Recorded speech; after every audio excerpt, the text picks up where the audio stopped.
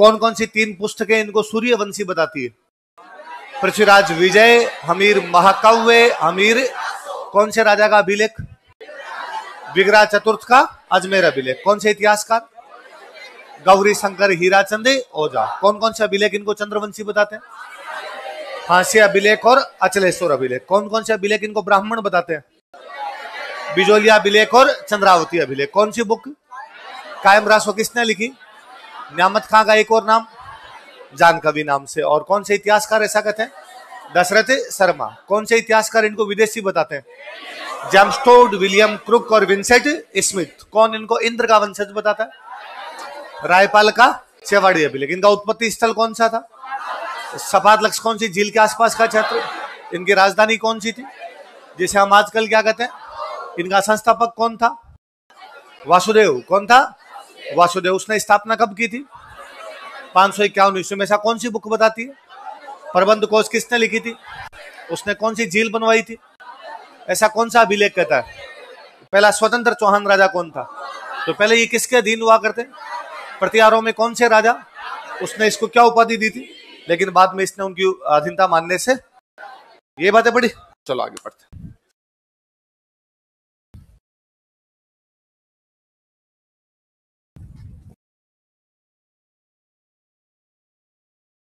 अगला राजा लिखो चंदन राज।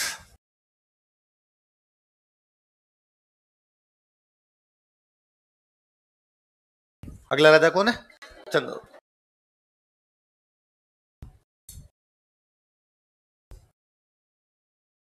चंदन राज की बात नहीं करेंगे अपने। चंदन राज की एक रानी थी, रानी का नाम था आत्मप्रभा। क्या नाम था? आत्मप्रभा। आत्मप्रभा किसकी रानी है? चंदन राज की। भगवान शिव की भक्त थी, इसलिए इसका एक नाम और है रुद्राणी। क्या नाम है? रुद्र की भक्त है, इसलिए क्या कहलाई? इसके लिए कहते हैं कि पुष्कर झील में डेली 1000 दीपक जलाकर, कितने दीपक जलाकर भगवान शिव की पूजा करते। कोई पूछेगा कौन सी चौहान रानी भगवान शिव की पूजा करती थी? आत्मप्रभा, इसलिए उसे और क्या कहा जाता है? रुद्राणी। कौन सी झील में करती? पुष्कर झील में। कितने दीपक जलाकर? लिखो रानी, लिखो रानी आत्मप्रभा, या कोष्टक में लिखो रुद्राणी।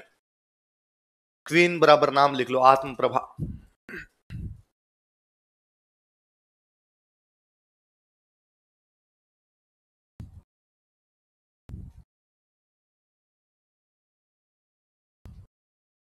क्या नाम है रानी का बताओ देखे? आत्मप्रभा। या स्टार लगाना, थोड़े दिन पहले किसी एग्जाम में क्वेश्चन था ये। आत्मप्रभा रुद्राणी का नाम ही पूछ रखा था, या चौहानों की कोई रानी ऐसा कुछ पूछ रखा था? लिखो, यह पुष्कर झील में 1000 दीपक जलाकर भगवान शिव की पूजा करती थी। She used to worship Lord Shiva in Lake Pushkar by lighting 1000 lamps. यह पुष्कर झील में 1000 दीपक जलाकर भगवान शिव की पूजा करती थी। She used to worship Lord Shiva by lighting 1000 lamps in Lake Pushkar. यह पुष्कर झील में 1000 दीपक जलाकर भगवान शिव की पूजा करती थी।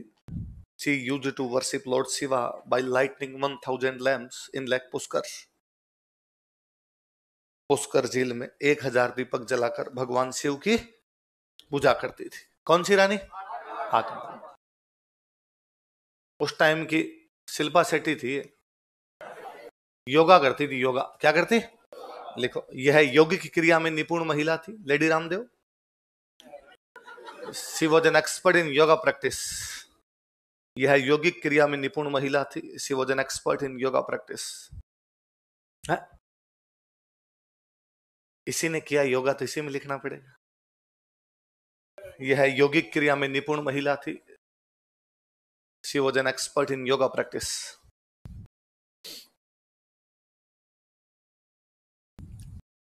ठीक है, तो आत्मप्रभा की 2 बातें याद रहेगी। एक तो कौन सी झील में पूजा करते?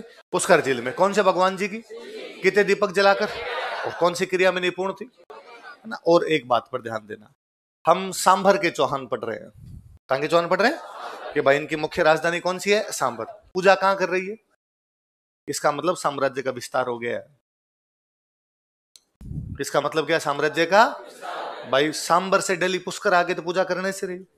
यह तो है नहीं कि सुबह सांबर से रवाना हुई, शाम को पुष्कर पहुंची, पूजा की, रात रात वापस गई, सुबह का वापस चलो पुष्कर। इसका मतलब है साम्राज्य का विस्तार हो गया। अब ये लोग पुष्कर के आसपास कहीं पर है, इसलिए डेली पुष्कर झील में क्या कर लेती है, तो कई बार बातों के अर्थ दूसरे होते हैं। यहां पर केवल अर्थ इतना नहीं है कि पुष्कर झील में पूजा करती है, कौन से भगवान की पूजा करती है, इससे ज्यादा यह है कि उनकी राजधानी सांबर है, पूजा पुष्कर में कर रहे हैं, इसका मतलब साम्राज्य का विस्तार है, और ये रानी पुष्कर के आसपास रहती है तो वहां पर पूजा भी कर रही है, इसका मतलब साम्राज्य का विस्तार कहां तक हो गया होगा, पुष्कर के आसपास तक हो गया होगा, तभी ये सब चीजें हो पा रही। अगला राजा लिखो, वाकपति राज।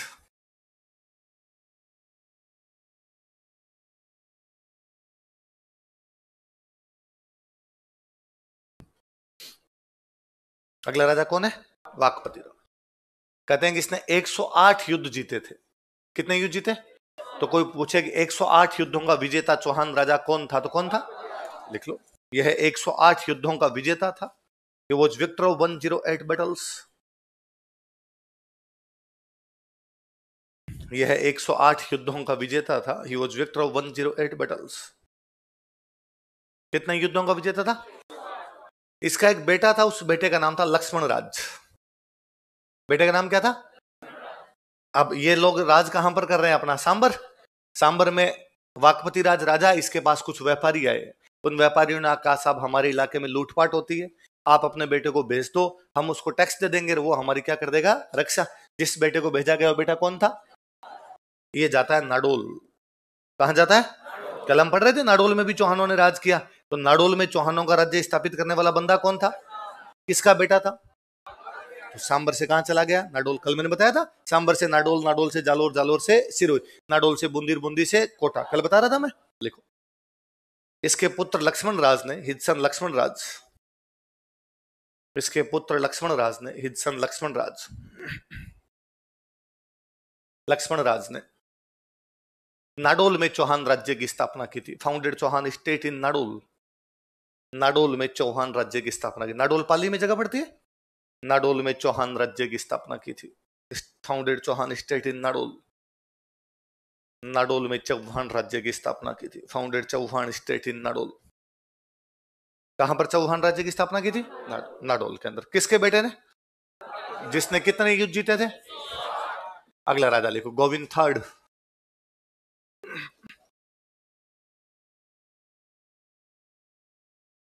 अगला राजा कौन है, गोविंद थर्ड।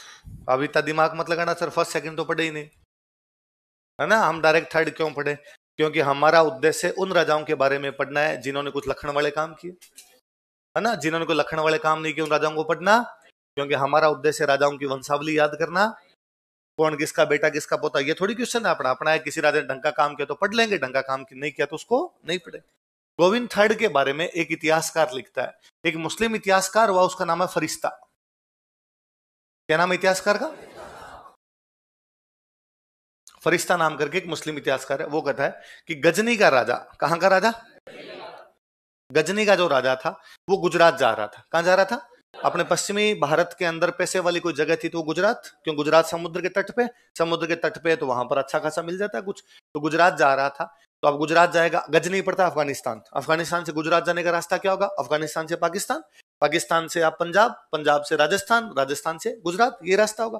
राजस्थान में उन दिनों अपना राजा कौन है, इसने इसको रोक दिया था, इसने गजनी के राजा को गुजरात जाने नहीं दिया था। तो कोई पूछेगा आपसे कि फरिश्ता के अनुसार कौन से चौहान राजा ने गजनी के राजा को मारवाड़ पार नहीं करने दिया था, किसने नहीं करने दिया था, देखो,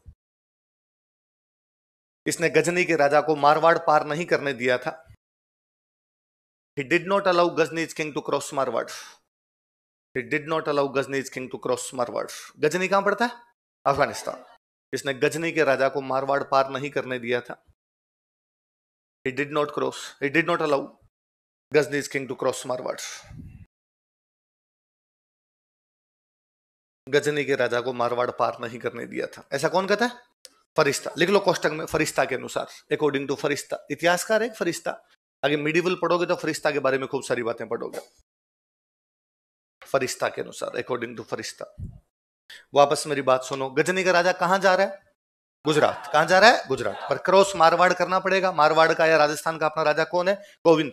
तो गोविंद रोक रहा है। पर यदि मान लो इसको क्रॉस कर लेता है तो फिर वो अटैक कहां पर करेगा, गुजरात। तो गुजरात वालों को भी तो डर लगना चाहिए, भाई हमारे पर आ रहा है तो गुजरात वाले भी साथ लड़े। गुजरात वालों का गोविंद तू भी हमारा साथ दे, हम तो आ ही रहे हैं, मिलके लड़ लेते हैं।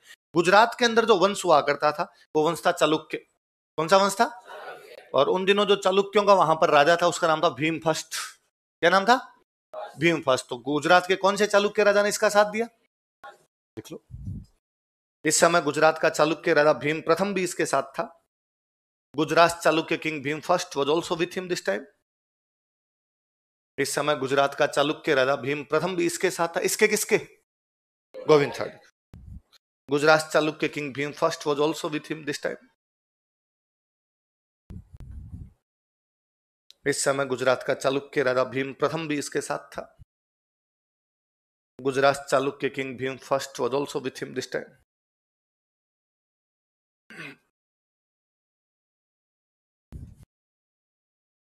उपाधि लिखो, टाइटल लिखो। वेरी घट।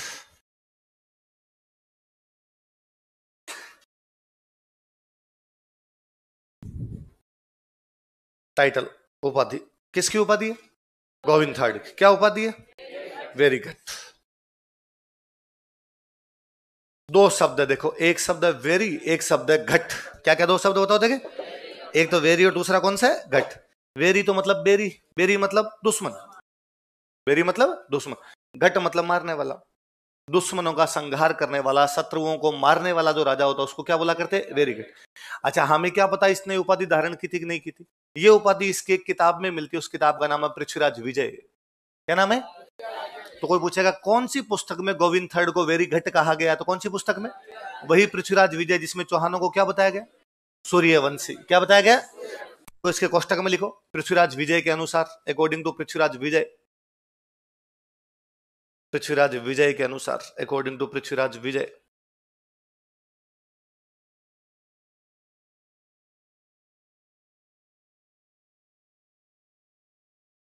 पृथ्वीराज विजय के अनुसार, अकॉर्डिंग टू पृथ्वीराज विजय। अगला लिखो राजा, दुर्लभ राज थर्ड।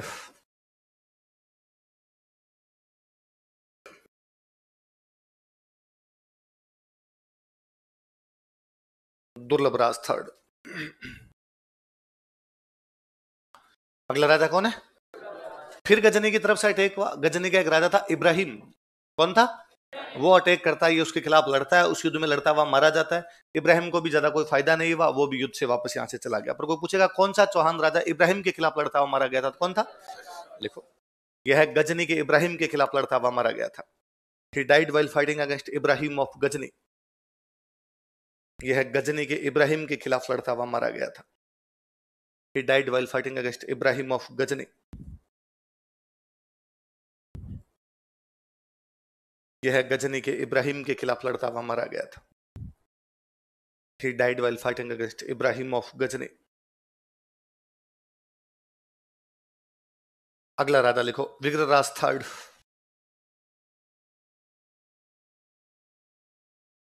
विग्रहराज थर्ड।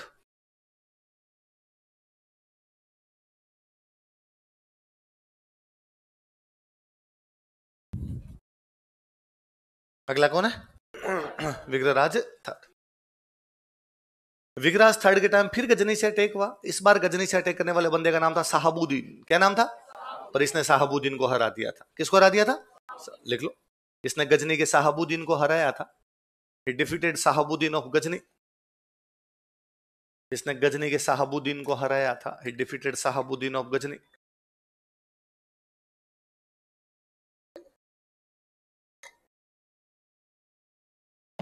गजनी कहां पड़ता है?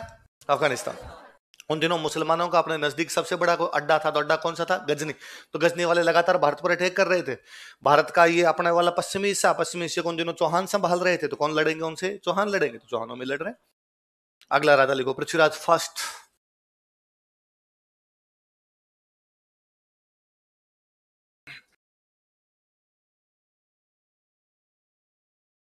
फिर गजनी की तरफ से अटैक हुआ। इस समय अटैक करने वाले राजा का नाम था बगुलीसा। क्या नाम था? इसने बगुलीसा को बगुला बनाया था। लिखो, इसने गजनी के बगुलीसा को हराया था। ही डिफीटेड बगुलीसा ऑफ गजनी।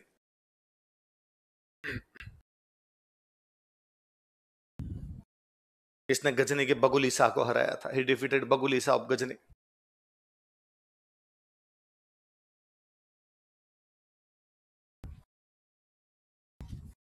अगला राजा लिखो अजय राज।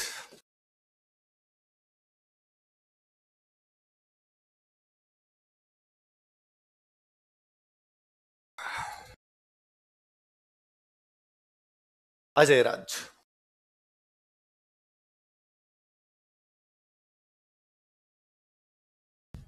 फिर गजनी की तरफ से अटैक हुआ, ये फिर हराता उनको।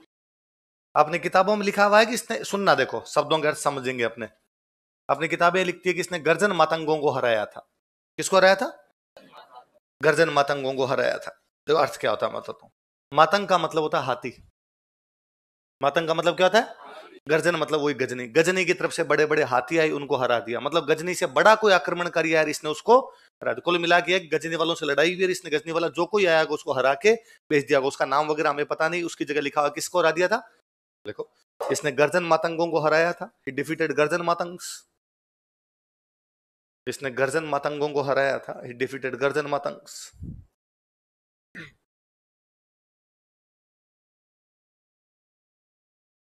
इसने गर्जन मातंगों को हराया था। ही डिफीटेड गर्जन मातंग्स। ये थोड़ा शक्तिशाली राजा हुआ, ये एक नया शहर बसाता है। अजय राज ने शहर बसाया, इसलिए शहर का नाम पड़ा अजय मेरू। क्या नाम पड़ा? क्या नाम पड़ा? फिर अजय मेरू, अजय मेरू, अजय मेरू करते करते हम क्या बोलने लगे? अजमेर। न केवल शहर बसाया बल्कि वहां पर किला भी बनाया। अजय मेरू का किला और अजय मेरू शहर दोनों कोई बसाने वाला था, तो कौन था? उसी अजय मेरू के किले को हम अजमेर किला बोलने लग गए। उसी अजमेर किले में बाद में उड़ना राजकुमार पृथ्वीराज की रानी रहती थी तारा, इसलिए आजकल हम उसको क्या कहते हैं? बोले बढ़ गई बात। देखो 1113 ईस्वी में इन 1113 एडी, 1113 ईस्वी में इन 1113 एडी इसने अजमेर की स्थापना की। ही फाउंडेड अजमेर। इसने अजमेर की स्थापना की। ही फाउंडेड अजमेर। इसने अजमेर की स्थापना की। ही फाउंडेड अजमेर। तथा यहां पर किले का निर्माण करवाया and built A fort here. तथा यहां पर किले का निर्माण करवाया and built A fort here. तथा यहां पर किले का निर्माण करवाया and built A fort here. तो अजमेर की स्थापना कब की गई? 1113। कब की गई? सवाई माधोपुर 1763। जयपुर 1727। आपका बीकानेर, जोधपुर, उदयपुर, सारे सन याद आप। और फिर तुम कहते हो हिस्ट्री में सन याद नहीं होता है ना? इसलिए याद होते हैं क्योंकि आपने बार बार बोले हैं, है ना? मैंने उदयपुर बोला तब मैंने कहा कब हुई? 1559। मैंने दोबारा जब जोधपुर कहा, मैंने वापस पूछा उदयपुर कब हुआ। मैंने बीकानेर कहा तो मैंने पीछे वाले दोनों पूछे। जयपुर कहा तो पीछे वाले 4 पूछे। सवाई माधोपुर कहा तो पीछे वाले 5 पूछे। आज अजमेर का तो पीछे वाले 6 पूछे। आपने बार बार वो बोले इसलिए याद हो गए। इसलिए चीजें तब ही याद होगी जब वो बार बार बोली जाएगी, है ना? इसलिए हालांकि अलग अलग लोगों के पढ़ने का तरीका अलग अलग होता है, पर जैसे मेरे पास अभी, मैं थोड़ी देर पहले बैठा हुआ था तो मेरे पास किसी स्टूडेंट का फोन आया कि सर क्या शॉर्ट नोट्स बनाने चाहिए क्या? मुझे लगता है ये शॉर्ट ही तो है भाई, लॉन्ग तो बुक होती है। तो ये बना दिया ना, ये शॉर्ट ही तो है। वरना खाली अजय राज पे भी पीएचडी होती है। एक राजा पे भी किसी ने बुक लिख रखी होगी, खाली अजय राज पर 500 पेज की बुक मिल जाएगी। हमें वाकपति राज के बारे में एक लाइन याद करनी है कि उसने 108 युद्ध जीते थे, और कितना शॉर्ट करे हैं भाई? 108 युद्ध भी तो होंगे ना। एक ये भी हो सकता था मैं 108 युद्ध लिखा था, और 108 नहीं तो कम से कम 8 तो लिखो, मोटे मोटे तो लिखो, पर वो नहीं लिखे क्योंकि हमें पता था वो चीजें अपने काम की नहीं। तो ये शॉर्ट ही है। इन्हीं के बार बार रिवीजन किया करो। कोशिश ये किया करो कि ऐसे नॉर्मली क्या है, आप पता नहीं कैसे पढ़ते हो, पर मैं जब पढ़ा करता था मेरी हिस्ट्री बहुत, आज भी बहुत जल्दी याद हो रही। हिस्ट्री नहीं, कोई भी सब्जेक्ट, मेरी ग्रेस्पिंग पावर हमेशा अच्छी रही तो मैं जल्दी याद कर लेता हूं। पर मैं आज भी देखता हूं कि मैं कैसे याद कर लिया करता था, मेरा भाई भी याद नहीं कर पाता या मेरा दूसरा रूममेट भी याद नहीं कर पाता। तो मैं हमेशा एक चीज करता था कि मान लो पहले दिन मैं क्लास में गया और सर ने पढ़ाया कि हम लिखेंगे चौहानों की उत्पत्ति, और चौहानों की उत्पत्ति की 2 पेज। तो एक तो मेरा बहुत अच्छा सिद्धांत था कि मेरे याद नहीं आता, मैं स्प्रिंग बोर्ड में 1.5 साल पढ़ा था, जुलाई 2010 से लेके दिसंबर 2011 रेगुलर क्लास के अंदर बैठा हुआ था। मेरे कभी कोई सिंगल टाइम कोई हो सकता, कभी हो गया हो, बाकी मेरे याद नहीं आता कि क्लास में सर पढ़ा रहे थे और मैंने पड़ोसी से बात की। ऐसा कभी नहीं हुआ। और मुझे ये बड़ा इरिटेटिंग भी लगता था कि सामने सर नहीं, कोई भी खड़ा है, हो सकता है हमारे अंदर से कोई बंदा खड़ा और वो करंट पढ़ा रहा हो और मैं मेरे पड़ोसी से बात करूं, मुझे लगता था ये अगले बंदे की बेइज्जती है। जो कोई आपके सामने खड़ा है, इससे अच्छा मुझे लगता है कि मुझे बात करनी है, मैं क्लास से बाहर रहना पसंद करता कि मैं 2 घंटे क्लास से बाहर रह जाऊंगा, जो मुझे काम करना 2 घंटे बाहर बंक मार के कर लूंगा, लेकिन कम से कम क्लास में बैठने के बाद तो मैं किसी से कोई भी बातचीत नहीं करूंगा। तो मेरी कोशिश ये रहती थी यार, क्लास में सर ने जो पढ़ाया ना, इसका भले ही 5% याद हो, भले ही 10% याद हो, मैं क्लास में याद करके जाऊंगा कि मैं क्लास से जब बाहर निकलूंगा तो, और नहीं तो इतना तो पक्का याद होगा, ये मैं घर पे जाके नहीं पढ़ूंगा कि अजमेर 1113 में बसा था। ये मैं क्लास में जब 2 घंटे क्लास लगी, बार बार इसको दिमाग में लाऊंगा यार, अजमेर 1113, अजमेर 1113, क्योंकि सर एक बार हिंदी बोलेंगे, एक बार इंग्लिश बोलेंगे, सर जब इंग्लिश बोलेंगे अपने याद करेंगे, क्योंकि हिंदी वाले टाइम अपन ने लिख लिया, सर जब इंग्लिश बोल रहे तब अपने याद कर लेंगे 1113 में स्थापना हुई थी अजमेर की। तो 2-4 चीजें, या मैं ज्यादा बेसिक, ज्यादा ध्यान तो इन पे देता कि बुक्स जो लिखवाई कि मून और नैन्सी की सर ने 2 बुक लिखवाई, नैन्सी रिख्यात और मारवाड़ प्रगनारी विगत, यार ये तो याद कर लेते हैं, वरना बुक से याद करने में इतनी माथा पच्ची रहती है कि घर पे जाके याद नहीं होगी। अभी अभी बोली, अभी अभी आतो याद कर लेते हैं। या जसवंत सिंह की बुक से याद कर लेता हूँ, अनूप सिंह की बुक से याद कर लेता हूँ, तो कोई ना कोई किताबें मैं यूं याद कर लिया करता। फिर दूसरा रहता है कि मैं घर पे गया, घर पे जाने के बाद मैंने देखा कि आज सर ने 3 पन्ने लिखवाए, 3 पन्नों में चौहानों की उत्पत्ति बताइए।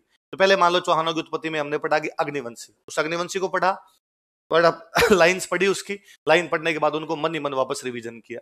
फिर बाद में सूर्यवंशी पढ़ा, सूर्यवंशी याद किया, वापस अग्निवंशी वाला याद किया। फिर चंद्रवंशी याद किया, पहले वो दोनों पढ़े, फिर लास्ट वाला क्या, इतने में एक पेज खत्म हो गया।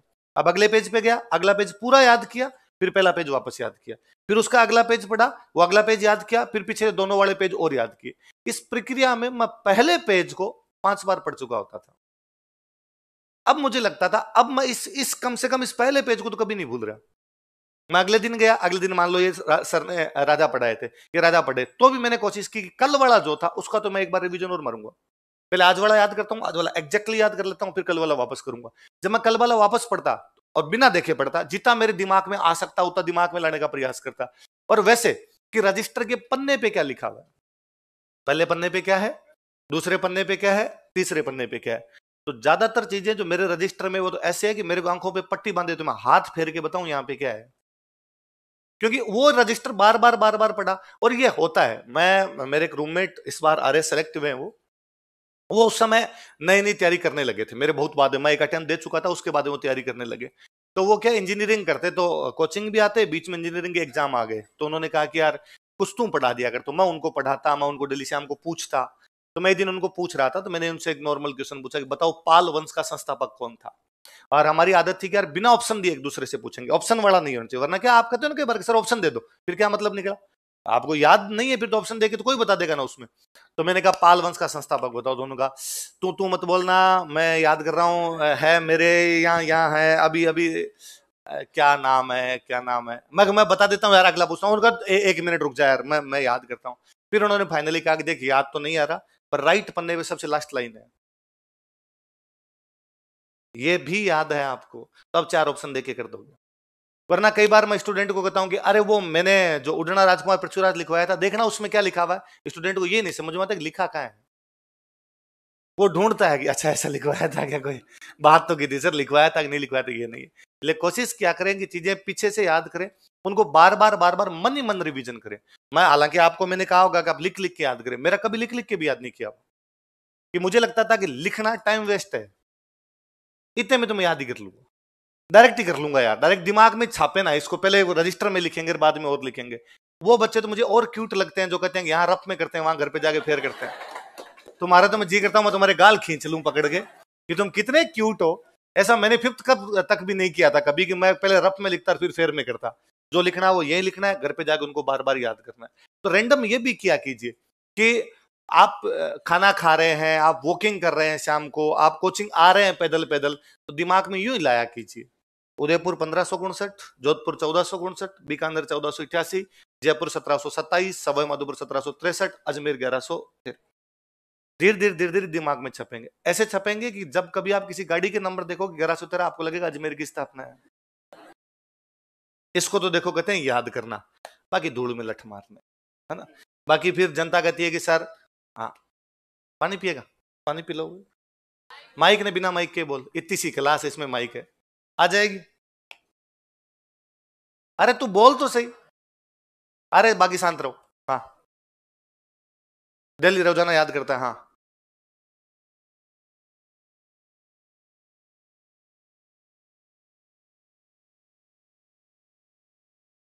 किस बारे में कल बात करेंगे नवीन जी ने?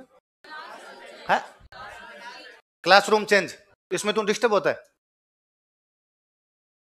इसमें क्या डिस्टर्ब होना है? क्लास में बैठ के पढ़ना है, बोले यहां पढ़े वहां पढ़े वहां पढ़े है।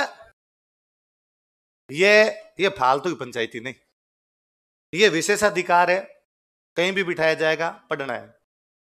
ये जो भी पंचायती करता है ना, इसका मतलब पढ़ने के लक्षण नहीं है, आपको दूसरी बातें दिमाग में ज्यादा आती है। मैं कह रहा हूं रिवीजन करना है, तेरे है कि क्लास चेंज कर दी।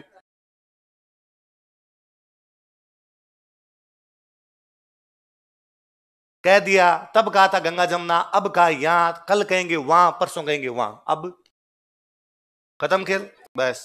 इसमें विशेषाधिकार है कोचिंग के सारे। हाँ,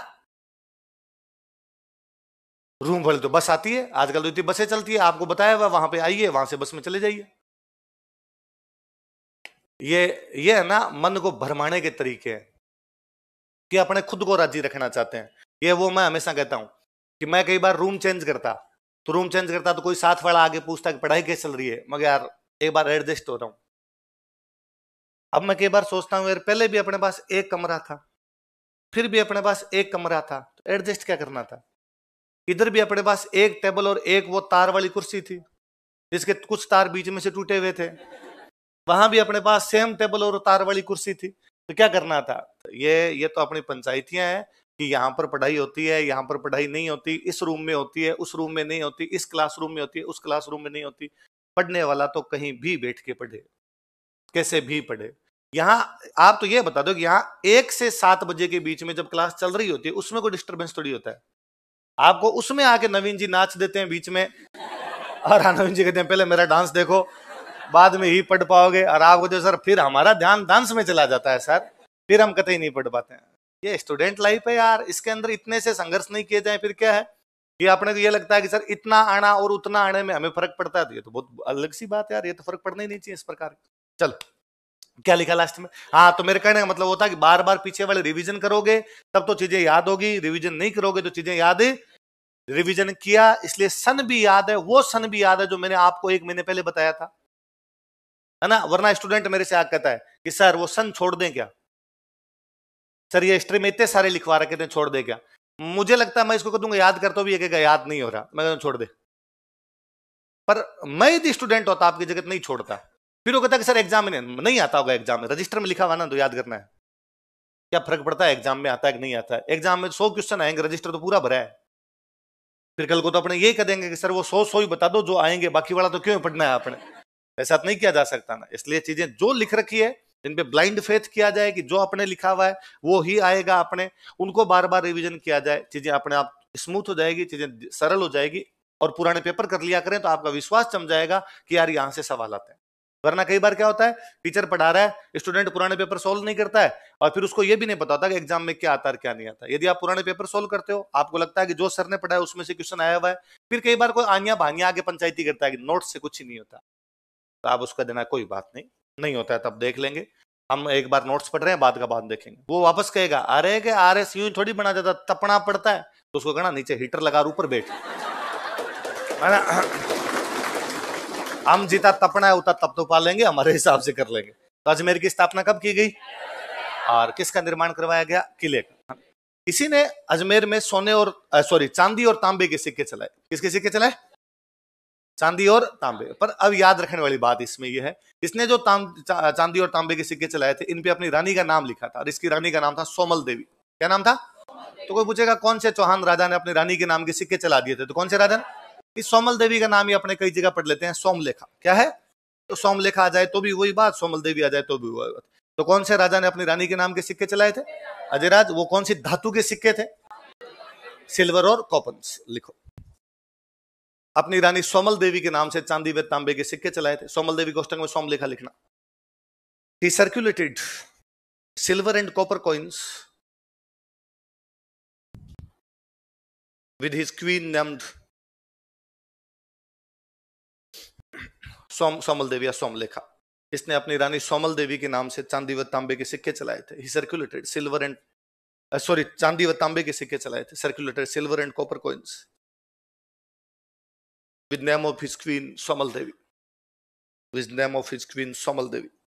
अपनी रानी सोमल देवी के नाम से चांदी व तांबे के सिक्के चलाए थे। सोमल देवी कहा होगा इसने कि पैसे पैसे करती है और तेरे नाम की डेरी लगा दूं मैं। तो कौन सी रानी के नाम के सिक्के चलाए?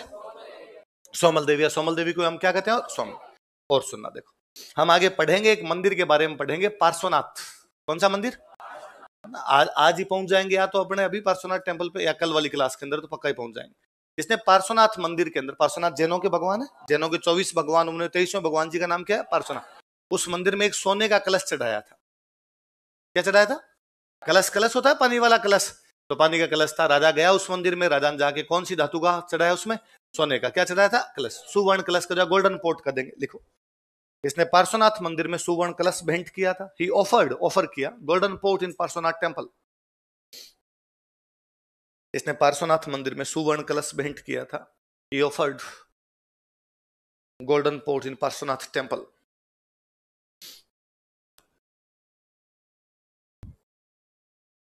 पार्श्वनाथ मंदिर में सुवर्ण कलश भेंट किया था।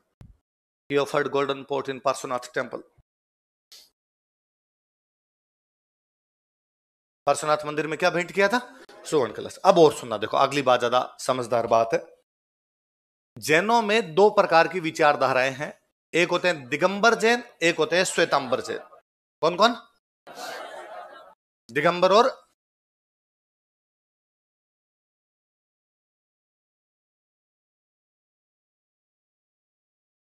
कौन कौन से जैन बताओ देखे? दिगंबर और श्वेतांबर, दो प्रकार के जैन होते हैं।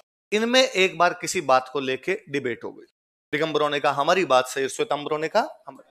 किसी भी पंथ में, संप्रदाय में, किसी भी संगठन में यदि दो धाराएं बनती है तो इसका मतलब कहीं ना कहीं विचारधारा के तहत उनमें विरोधाभास है, कॉन्ट्राडिक्शन है। कुछ कहते हैं भाई ऐसा करना चाहिए, कुछ कहते हैं ऐसा करना नहीं चाहिए। फिर उन्होंने, जिन्होंने कहा नहीं करना चाहिए, वो उनसे क्या हो जाते हैं? अलग। तो पहले एक ही थे, बाद में दिगंबरों से एक नई धारा बन गई। वो कौन सी हो गई? श्वेतांबर। इनमें किसी भी बात को लेकर डिबेट हो गई। तो मान लो आपकी क्लास में किसी बात को लेकर डिबेट हो जाए, तो मैं उसका भाई कर सकता हूं कि मैं कहूंगी हाँ भाई बताओ आप में से सही कौन है, या आप में से मैं किसी बंदे को अध्यक्ष बना दूं, यार ये बात है, तुम बताओ इनमें सही क्या और गलत क्या है। तो दिगंबरों और श्वेतांबरों के बीच में जब डिबेट हुई, उस डिबेट का अध्यक्ष जो था वो कौन था? अजयराज। कौन था? इसका मतलब अजयराज कितना इंटेलिजेंट है, क्यों दिगंबरों और श्वेतांबरों की बात भी जानता है। भाई विद्वानों के अंदर डिबेट हुई है तो कोई इंटेलिजेंट मुद्दे पर हुई होगी। ये तो हुई नहीं भाई इन्होंने मेरा पेन लिया कि नहीं लिया, ऐसी कोई बात तो नहीं रही। कोई सिद्धांत रहा होगा कि ये सिद्धांत जैनिज्म में है, दिगंबरों ने कहा होगा ऐसा होता है, श्वेतांबरों ने कहा ऐसा होता है। उसका यदि कोई अध्यक्षता कर रहा है या बता रहा है क्या सही और क्या गलत है, वो बंदा कौन है? विद्वान लोगों के बीच में जब भी डिबेट होती है उसको बोलते हैं शास्त्रार्थ। क्या बोलते हैं? आप शब्द देखिए, पुनः शब्द देखिए, क्या शब्द है? शास्त्र प्लस अर्थ। शास्त्र प्लस, शास्त्रों के अर्थ को लेकर डिबेट है ना। एक कोई लाइन लिखी हुई है, भगवान राम जी के बारे में एक लाइन लिखी हुई है, मैं कहता हूं ये राम जी वाली लाइन सही है, आप कहते हो सर ये लाइन गलत, इस प्रकार नहीं है, ये लाइन इस प्रकार है। तो अपने बीच में डिबेट हो गई। तो विद्वान लोगों के बीच में जब भी डिबेट होती है उसको क्या बोलते हैं? तो दिगंबरों और श्वेतांबरों के बीच में जब शास्त्रार्थ हुआ तो उसकी अध्यक्षता किसने की? देख लो, दिगंबरों तथा श्वेतांबरों के मध्य शास्त्रार्थ की अध्यक्षता की थी। ही हेडेड, ये हेड बना उनका, he headed debate between Digambars and Shvetambars. इसने दिगंबरों तथा श्वेतांबरों के बीच शास्त्रार्थ की अध्यक्षता की थी। He headed debate between Digambars and Shvetambars. दिगंबरों तथा श्वेतांबरों के बीच शास्त्रार्थ की अध्यक्षता की थी। He headed debate between Digambars and Shvetambars.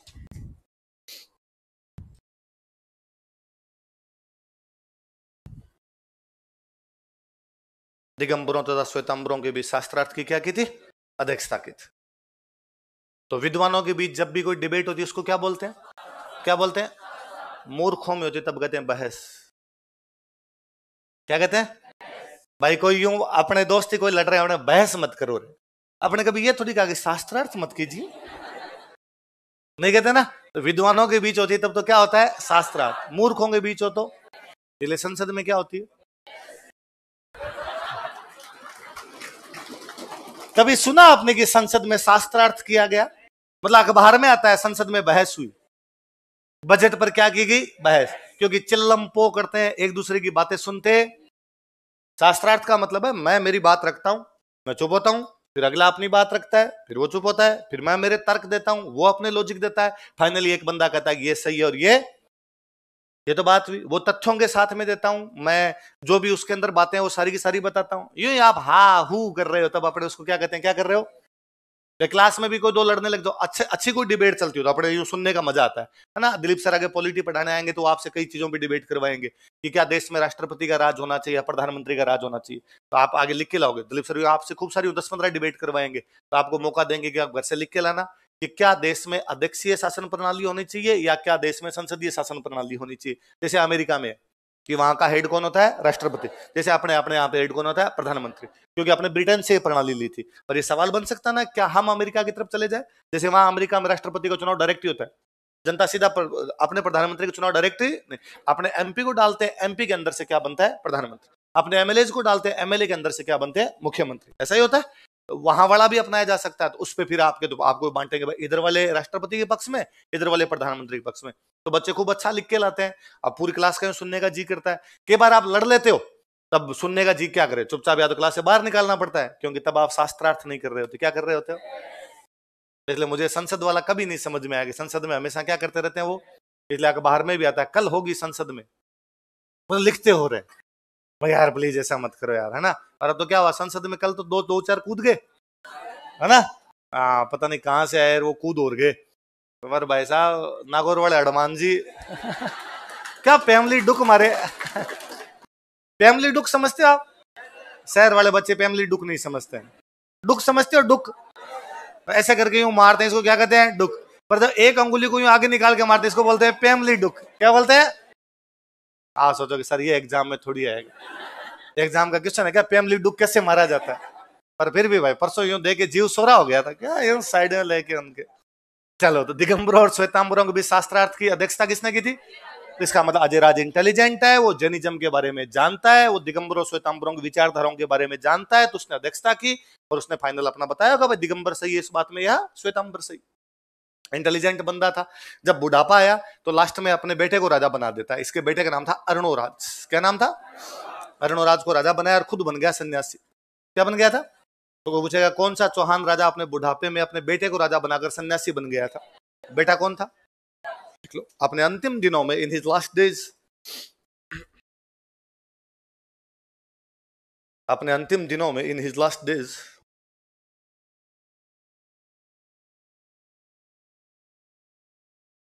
इसने अपने पुत्र अरुणोराज को राजा बना दिया। He coronated his son Arunoraj. इसने अपने पुत्र अरुणोराज को राजा बना दिया। He coronated his son Arunoraj. इसने अपने पुत्र अरुणोराज को राजा बना दिया। He coronated his son Arunoraj. तथा स्वयं सन्यासी बन गया था। And himself became a saint. तथा स्वयं सन्यासी बन गया था। And himself became a saint. ये भी इंटेलिजेंस ही है जी।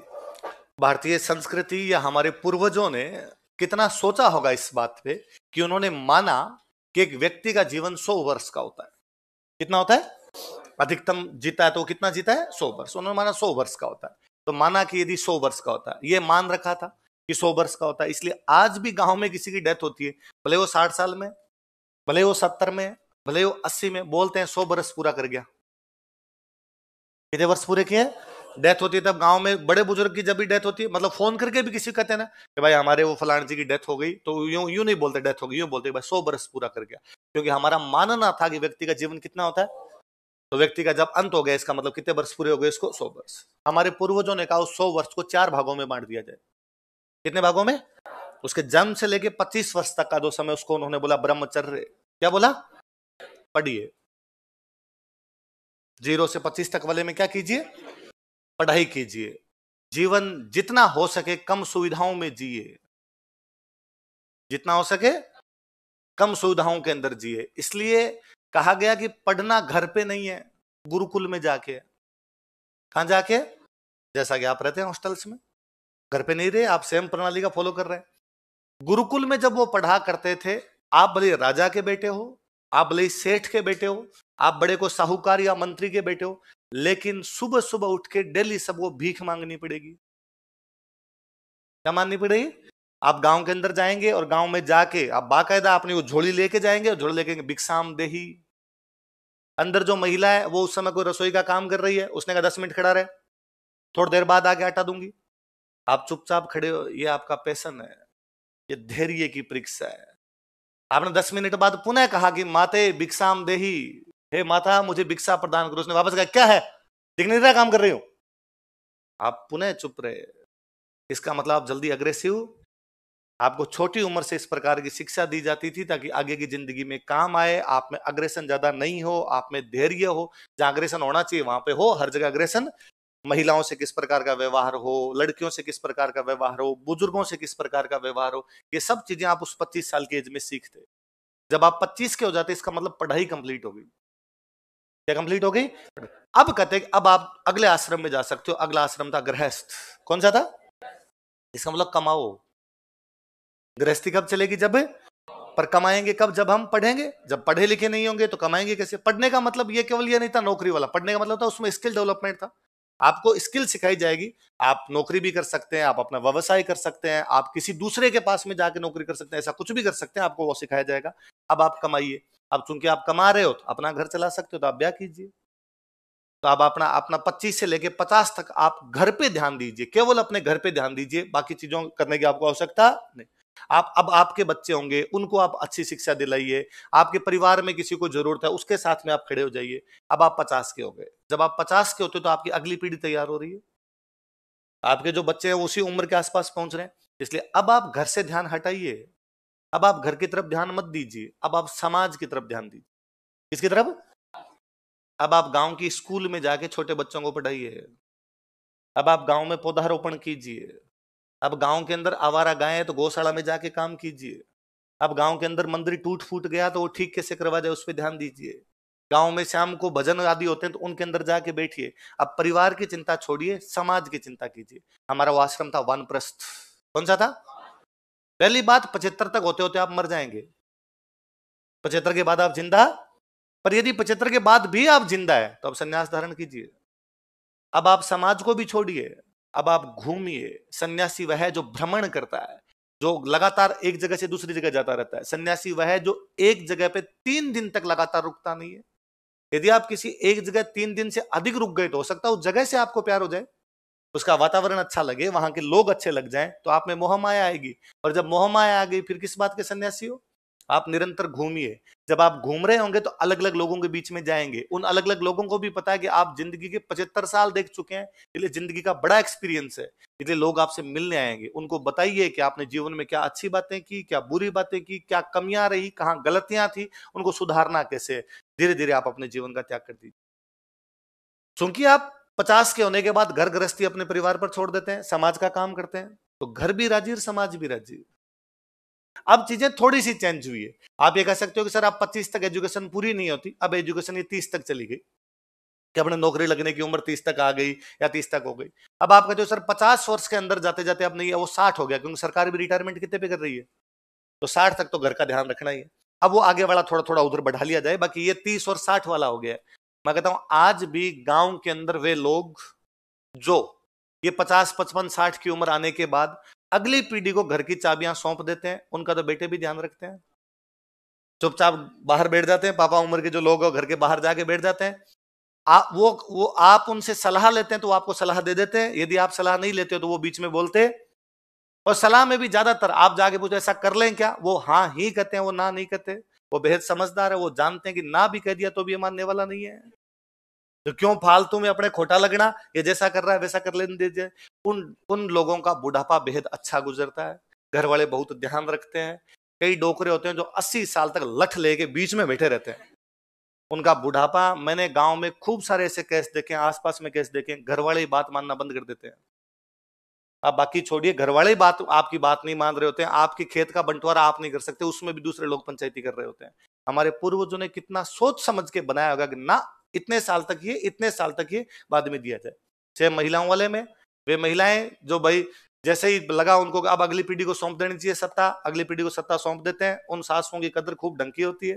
कई डोकरियां 80 साल तक चाबियां यहाँ लटका के घूमती रहती है, मतलब रसोई का घी भी किसी को नहीं लेने देती। तो उन डोकरियों के बाद में बुढ़ापा बुरा ही निकलता है भाई साहब। तो अजय राज इस मामले में इंटेलिजेंट है। जैसे ही वो बुजुर्ग हुआ, उसने अपने बेटे को बना दिया राजा, और खुद क्या बन गया। आप बताएंगे समाज के अंदर क्या चल रहा है, तो उसमें क्या अच्छा हो सकता है, क्या बुरा हो सकता है, मैं घूम घूम के लोगों को बता दूंगा। अगला राजा लिखो, अरुणोराज। तो जिन भी लोगों ने चीजें बनाई थी, उन्होंने बहुत सोच समझ के बनाई थी।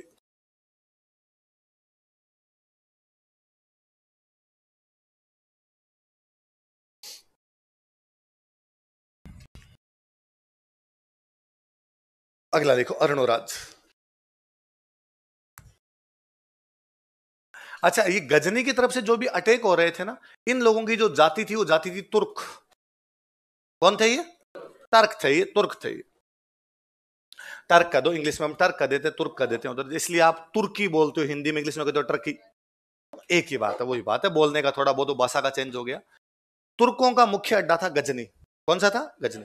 पर इस बार तुर्क थोड़े सफल हुए। तुर्क आगे राजस्थान में नागौर तक। कहां आगे? तुर्कों ने अपने राजस्थान में कोई बड़ा अड्डा पहला स्थापित किया था, वो कौन सा था? नागौर। अब नागौर आ गए तो अब चौहानों की राजधानी कौन सी है? अजमेर। पहले सांबर थी, अजयराज के टाइम में कहां पर आ गए लोग? अजमेर। आप उन्हें याद करो, देखो मैं कह रहा हूं आत्मप्रभा पुष्कर में पूजा करती है, इसका मतलब सांबर से पुष्कर तक तो आ गए थे, अब पुष्कर से आगे और बढ़े तो अजमेर, तो नया राजधानी बना ली उन लोगों ने।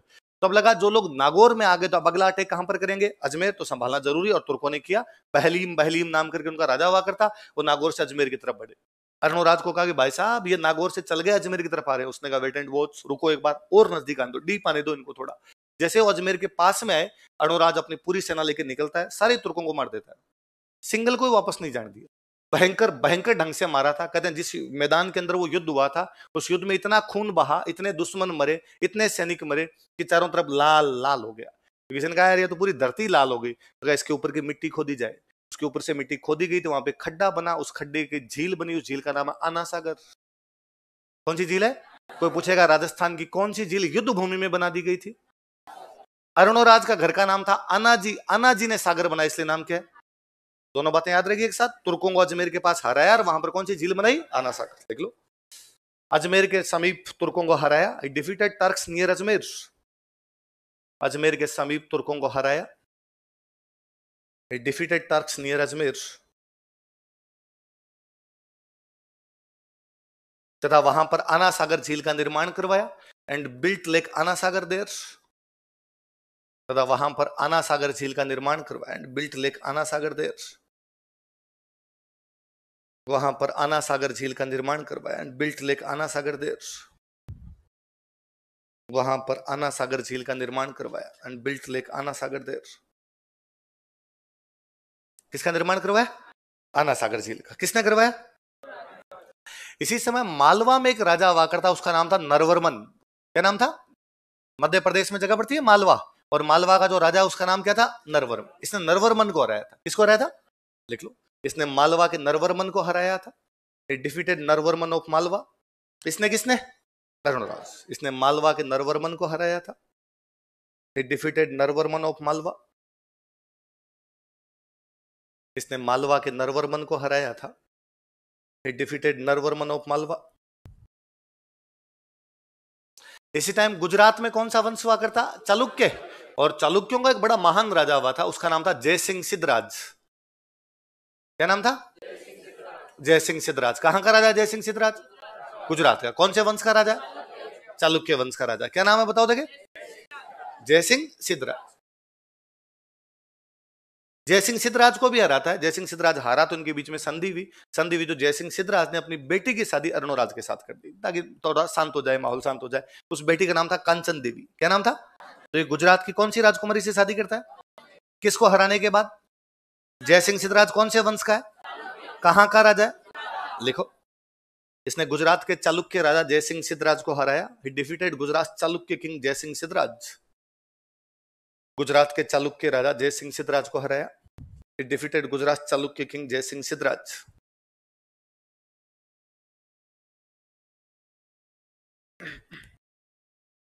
तथा उसकी पुत्री कांचन देवी से विवाह किया, and married his daughter Kanchan Devi. तथा उसकी पुत्री कांचन देवी से विवाह किया and married his daughter Kanchan Devi. तो कांचन देवी कहां की राजकुमारी होगी? गुजरात। तथा उसकी राजकुमारी कांचन देवी से विवाह किया।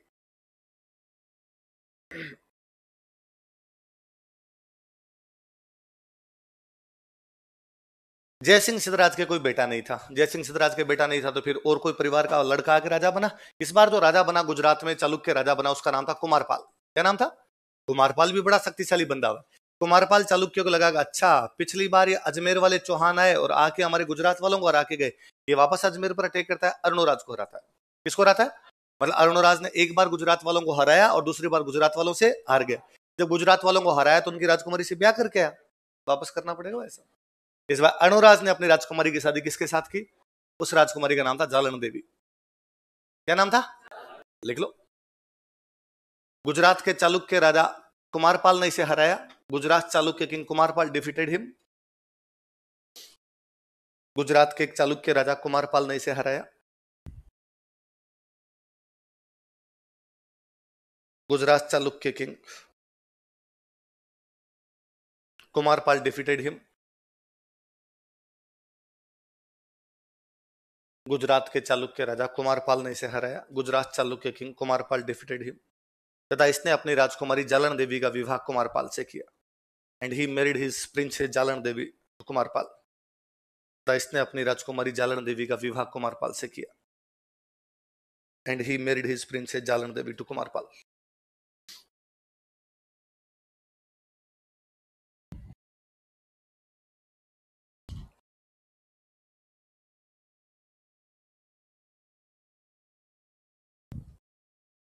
अपनी राजकुमारी जालन देवी का विवाह किससे किया? कुमारपाल। तो याद रहेगा। तो गुजरात के एक राजा से हार गया था, किससे हार गया? कुमारपाल। एक राजा को हराया था, किसको हराया था? जयसिंह सिद्धराज। जयसिंह सिद्धराज की कौन सी राजकुमारी से शादी की? कांचन देवी। और कुमारपाल से कौन सी राजकुमारी की शादी की? कौन सी की? जालन। और देखो सुनो, आपके क्या मन में इस प्रकार की खूब बातें आती है फिर कि सर ये तो जयसिंह सिद्धराज का बेटा है कुमारपाल, ये इसकी बहन है, इसकी बहन, ये इसका मामा, ये इसका फूफा, इससे ब्याह कैसे हो गया? ऐसे आती है ना खूब सारी।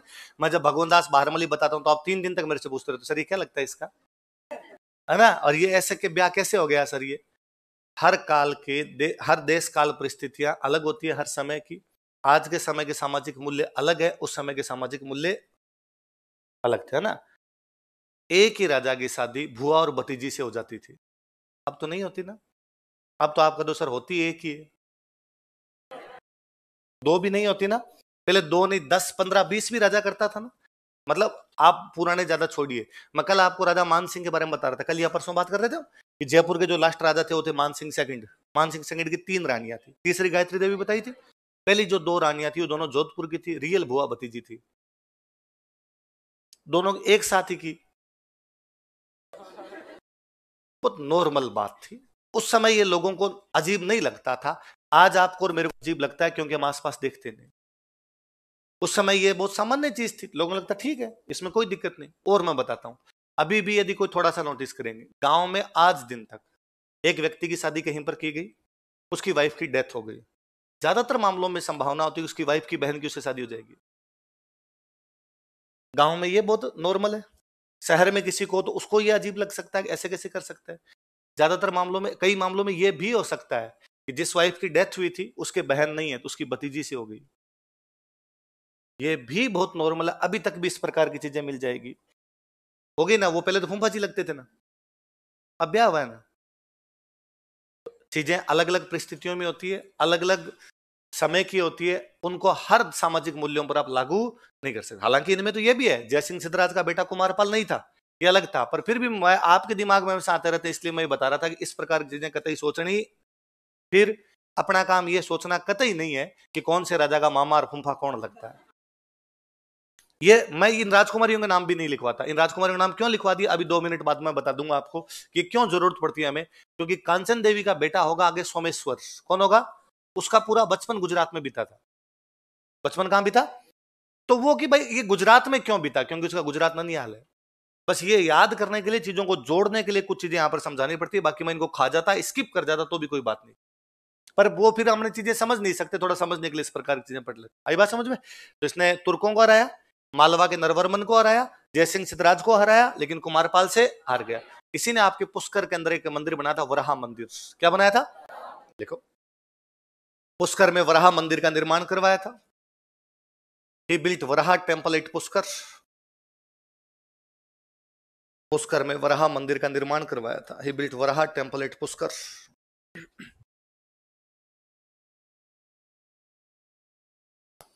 पुष्कर में वराह मंदिर का निर्माण करवाया था। He built Varaha temple at Pushkar.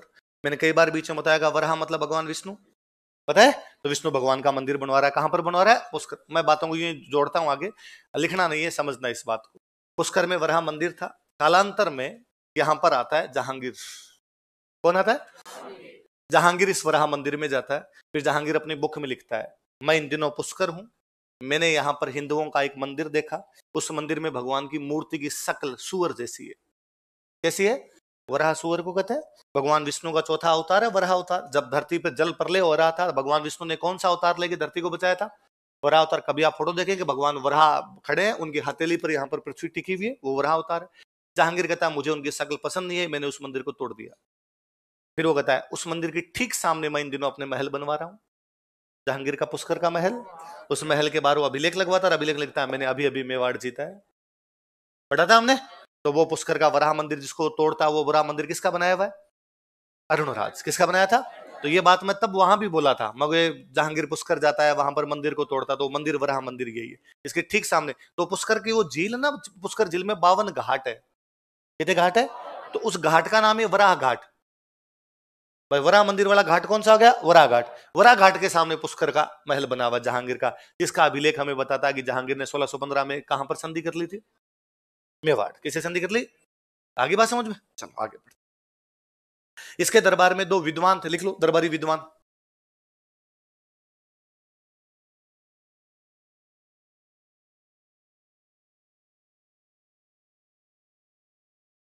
एक विद्वान का नाम था देवबोध, एक विद्वान का नाम था धर्म घोष। दरबारी विद्वान, कोर्ट स्कॉलर्स। 2 जैन मुनि है।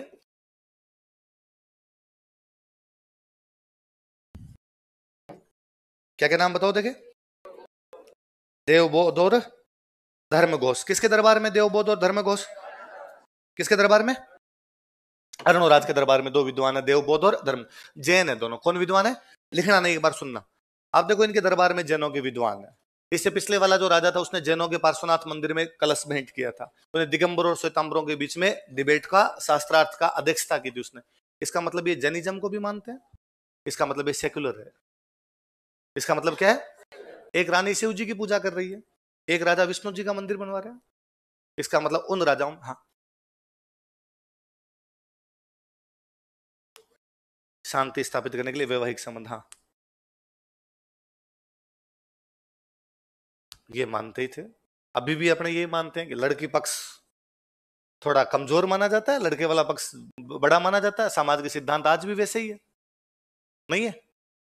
गांव में बाकायदा बुजुर्ग तो कहते ही हैं कि बाई देवणी मोटा घर में, बाई ल्यावणी छोटा घर हूं। हर घर की है। आप भले इनको बुरा बताइए, अच्छा बताइए, बहुत अलग सी बात है। आज भी हम कोशिश करते हैं कि मुझे मेरी बहन की शादी करनी है, मैं देखता हूं मोटा सा मोटा परिवार मिले, कोई लाइनी हो तो लोग देखे ब्याह हो जाए, वो ठीक नहीं। अभी भी ये बने हुए, तो उस टाइम भी थी कि भाई तुम हारे हो तो तुम अपनी लड़की दीजिए। उसके अंदर, और ये चीजें तब भी थी, अभी भी, अब दूसरे रूप में चल रही, उस समय उस रूप के अंदर थी। चलो, पर तुम्हारे दिमाग में ठीक क्वेश्चन आया? तो कौन कौन 2 विद्वान है बताओ देखे? देवबोध और धर्म। अब अजय राज ने अंतिम दिनों में शासन सौंप दिया था अरुणराज को, और खुद क्या बन गया था? सन्यासी। अरुणराज शासन छोड़ने का नाम ही नहीं ले रहा। अरुणराज कुर्सी पे बैठा है, बूढ़ा हो गया, पर अब कुर्सी पे मरूंगा, कुर्सी छोड़ूंगा। तो इसका बेटा था, उसका नाम था जगदेव। क्या नाम था? उसने सल्टा दिया एक दिन।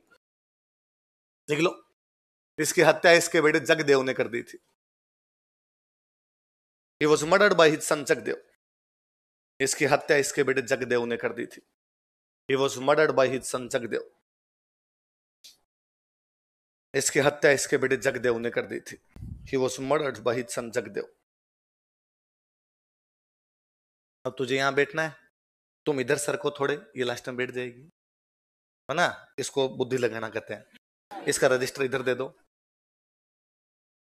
पर नहीं, तुम सारे खड़े होगे, फिर ये अंदर आएगी, फिर तुम सारे बैठोगे। तुम इतना दिमाग नहीं लगाते, कोई बात नहीं, बंदा बाहर से अपने थोड़े इधर सरकते हैं, आधे घंटे क्लास बच्चे इधर बैठ जाएंगे। पर तुम्हें दिमाग फिक्स है तुम्हारे, ये बस बटन दबाया हुआ है, उतना ही काम करते हो, अपनी तरफ से कोई दिमाग लगाते। तो किसने हत्या कर दी? जगदेव ने। किसकी? कुंभा की हत्या किसने की? गंगा की हत्या मालदेव किसने कर दी थी? अरुणराज की। किसने कर दी?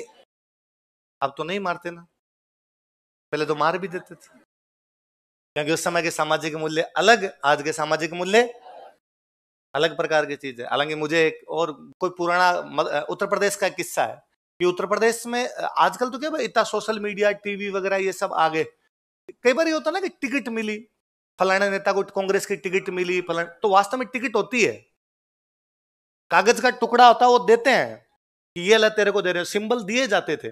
तो अब तो क्या है भाई, पहले घोषणा हो गई, बंदा लेके आ जाता है। पहले क्या, एमपी की टिकट लेने के लिए दिल्ली जाओ, एमएलए की टिकट लेने के लिए कहां हो, जयपुर। तो यूपी में कोई नेता थे, मैं नाम तो बोल रहा हूं उनका, उन्होंने अपने, वो थोड़े बीमार चल रहे थे, उन्होंने अपने बेटे को भेजा कि तू जाके दिल्ली में मेरी टिकट लेके आ जा, कांग्रेस ने घोषणा की कि इनको टिकट दी जाती है।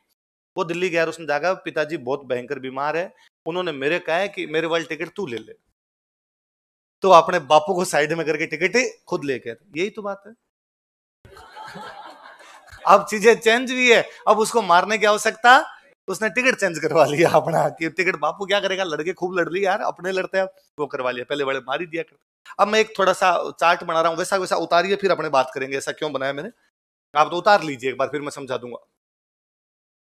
वो आगे क्या, अपने आगे का जो भी पढ़ेंगे उसमें काम आएगा।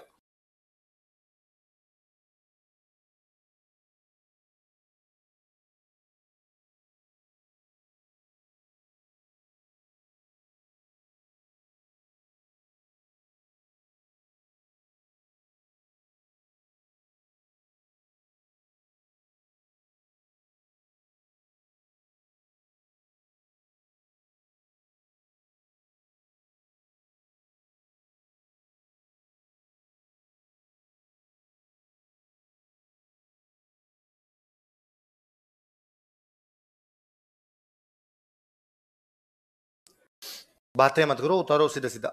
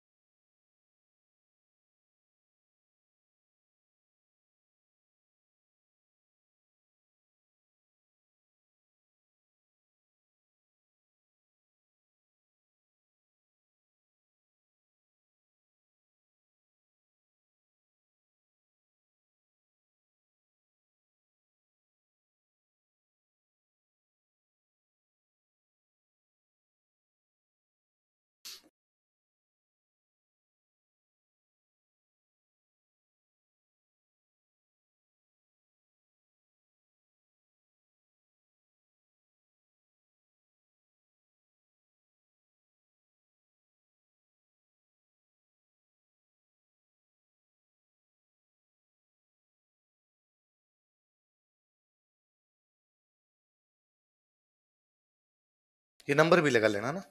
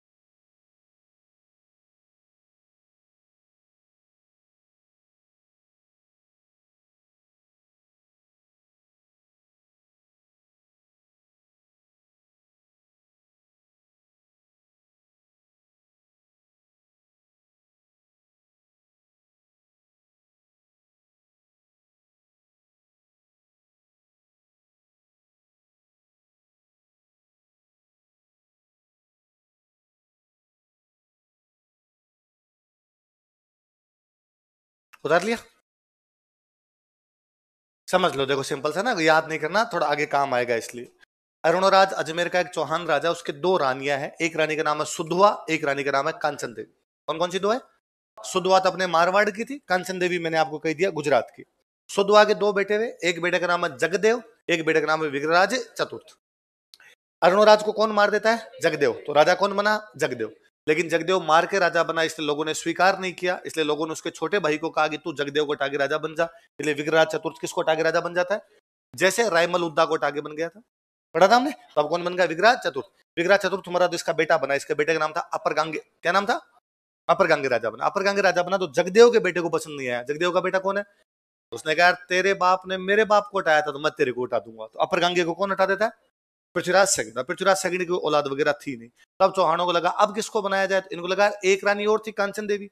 और जब सुधवा के बेटे जगदेव ने अरुणराज को मारा तो कांचन देवी को डर लगा बेचारी को, और कांचन देवी को लगा कि जब जगदेव ने अरुणराज को मार दिया तो बाप था, मैं तो सोतेली मां हूं, मेरे को तो और जल्दी मारेगा। तो कांचन देवी अपने बेटे को लेकर चली गई गुजरात। कांचन देवी का बेटा कौन? तो सोमेश्वर का बचपन कहां बीतेगा? अब ये गुजरात में रहता था, तो ये अजमेर वाले चौहान गुजरात गए और सोमेश्वर जाकर यहाँ ननियाल क्या कर रहा है? अजमेर चल तेरे को राजा बनाते हैं। तो अजमेर का राजा कौन बना? सोमेश्वर के बाद इसका बेटा, पृथ्वीराज थर्ड के बाद इसका बेटा। इसको पृथ्वीराज थर्ड का जो भाई था हरिराज, या जो गोविंदराज का चाचा था हरिराज, उसने हटा दिया। तो बाद में राजा कौन बन गया? ये अजमेर का चौहान, अंतिम चौहान राजा। हरिराज के बाद अजमेर पे तुर्कों का कब्जा हो गया था, उसके बाद यहाँ पे चौहानों का राज। याद रह जाएगी बात, किसके बाद कौन बना, थोड़ा दिमाग में रहेगा। चलो अब एक एक का पढ़ते हैं, याद नहीं करना, यूं थोड़ा थोड़ा सा मोटा मोटा दिमाग में रखना है। अगला राजा लिख लो अपना, अगला राजा कौन हो जाएगा? जगदेव। लिख लो जगदेव।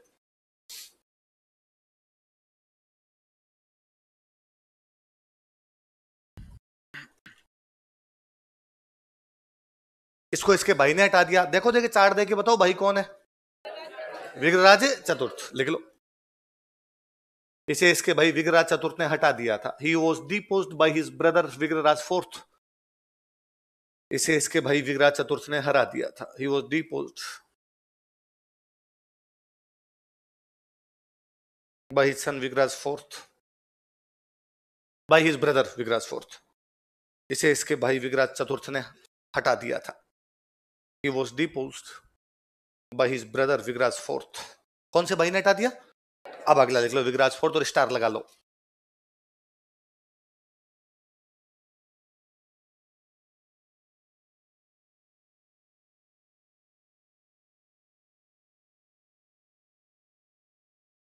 स्टार लगाना इसके विग्रहराज चतुर्थ के। आरपीएससी का फेवरेट राजा ही है। इस बार आरपीएससी ने इस राजा महाराजा वाले सेशन से 2 क्वेश्चन पूछे। कितने पूछे? दोनों विग्रहराज से। एक ही राजा से पूछ पाछ ली उसने जो 2 पूछने थे, और कल्चर के क्वेश्चन कई से जुड़ते हुए और पूछ लिए। जैसे भाई पूछ लिया मोहम्मद शाह किसके दरबार में था, चित्रकार, पर वो अपने कहते पेंटिंग का क्वेश्चन है, राजा का क्वेश्चन नहीं। राजा के जो क्वेश्चन पूछे वो दोनों किसे पूछ लिए थे? विग्रहराज से पूछ लिए। तो विग्रहराज बड़ा इंपॉर्टेंट राजा और था भी बड़ा राजा। इतिहासकार हुए एक दशरथ शर्मा। कौन हुए? और दशरथ शर्मा कहते हैं कि इसका जो शासन काल था वो अजमेर के चौहानों का स्वर्ण काल था। दशरथ शर्मा का एक ही काम है, स्वर्ण काल बताना। दशरथ शर्मा के अनुसार, अकॉर्डिंग टू दशरथ शर्मा, तो कहीं भी आपसे स्वर्ण काल पूछे तो मतलब कौन बता रहा है? दशरथ शर्मा के अनुसार, अकॉर्डिंग टू दशरथ शर्मा, इसका शासनकाल हिज रिजीम, इसका शासनकाल हिज रिजीम अजमेर के चौहानों का स्वर्ण काल था। Was golden era of Chauhans of Ajmer. Ajmer के चौहानों का स्वर्ण काल था। Was golden era of Chauhans of Ajmer. Ajmer के चौहानों का स्वर्ण काल था। Was golden era of Chauhans of Ajmer. अच्छा, इसके विग्रहराज से पहले बड़ा राजा कौन था? अरुणराज। अरुणराज को गुजरात का कौन सा राजा हरा के गया था? कुमारपाल। तो इनको लगता था कि यार गुजरात वाले आके हरा के चले गए, विग्रहराज पुनः कुमारपाल से लड़ाई करता है, इस बार कुमारपाल को हराता है। तो इसने गुजरात के कौन से चालुक्य राजा को हराया? देखो, इसने गुजरात के कुमारपाल चालुक्य को हराया था। ही डिफीटेड कुमारपाल चालुक्य ऑफ गुजरात। इसने गुजरात के कुमारपाल चालुक्य को हराया था। ही defeated Kumarpal Chalukya of Gujarat.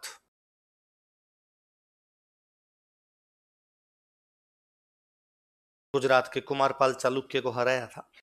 He defeated Kumarpal Chalukya of Gujarat. Gujarat कौन से राजा को रहा है? कुमारपाल चालुक्य। उधर गजनी की तरफ से अटैक हो रहे थे। गजनी की तरफ से जो अटैक हो रहा था, गजनी की तरफ से जो राजा था उसका नाम था खुसरो शाह।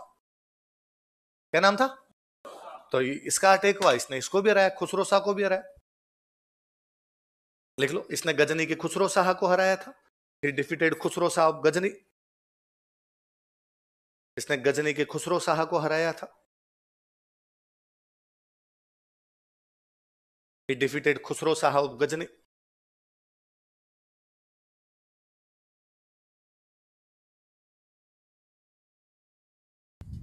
ये जानकारी है ना अपने को एक बुक में मिलती है, अभी मैं इस बुक के बारे में अपने पढ़ेंगे। उस बुक का नाम है ललित विग्रहराज। क्या नाम है? अभी पढ़ेंगे किसने लिखी, क्यों लिखी, क्या उसमें, पर आप लिख लो कोष्टक में ललित विग्रहराज के अनुसार। तो पूछ लेगी जानकारी कहां मिलती है, तो अपने ध्यान में रहे। ललित विग्रहराज के अनुसार, अकॉर्डिंग टू ललित विग्रहराज, किसने गजनी के खुसरो शाह को हराया था, इसका पता कहां चलता है? तो कहां चलता है? ललित विग्रहराज। कोष्टक में लिखो ललित विग्रहराज के अनुसार। लिख लिया? अब एक बात और सुनो, देखो हम पढ़ रहे हैं कि गोविंद थर्ड ने गजनी के राजा को मारवाड़ पार नहीं करने दिया। हम पढ़ रहे हैं कि दुर्लभ राज जो था वो इब्राहिम के खिलाफ लड़ता हुआ मारा गया था। जो विग्रास थर्ड था उसने शहाबुद्दीन को हराया था। उसके बाद पृथ्वीराज फर्स्ट जो था उसने बाद में आपके बगुली शाह को हराया था। अजय राज ने गर्जन मतंगों को हराया था। अनुराज ने तुर्कों को हराकर वहां पर अन्ना सागर झील का निर्माण करवाया था। विगराज ने गजनी के खुसरो शाह को हराया। इसका मतलब अजमेर वाले चौहान लगातार लगातार गजनी वालों से लड़ रहे हैं, लड़ रहे हैं। अब गजनी वाले इधर आक्रमण करते होंगे तो मंदिर तोड़ते होंगे, गजनी वाले आक्रमण करते होंगे तो यज्ञों को बर्बाद करते होंगे।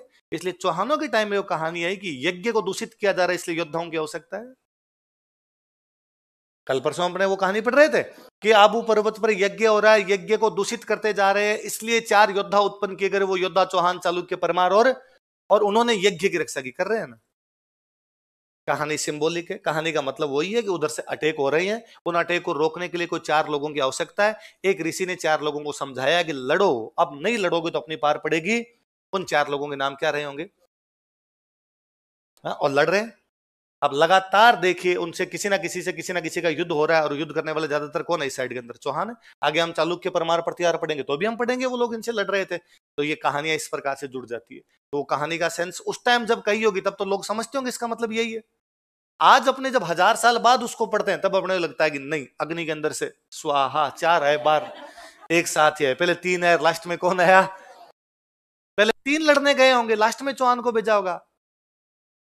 पहले 3 लड़ने गए होंगे, उनकी पार नहीं पड़ी होगी, बाद में चौहान गए होंगे, पार पड़ी होगी। पड़ रही है, बार बार हम पढ़ रहे हैं, इसको रहा है उसको रहा है। विग्रह चतुर्थ की राजधानी है अजमेर। राजधानी कौन सी है? अजमेर। उन दिनों दिल्ली में एक वंश हुआ करता, वंश था तोमर। कौन सा वंश था? विग्रह चतुर्थ दिल्ली की तरफ अटैक करता है, तोमरों को हराता है और इनको अपना सामंत बना लेता है। क्या बना लेता है? मतलब तुम मेरे को टैक्स दो। वो चौहान जो कभी खुद प्रतिहारों को टैक्स दिया करते थे, वो चौहान अब दिल्ली वाले तोमरों कहते तुम हमें, तो शक्तिशाली हो रहे हैं कमजोर। तो स्वर्णकाल है कि नहीं? देखो,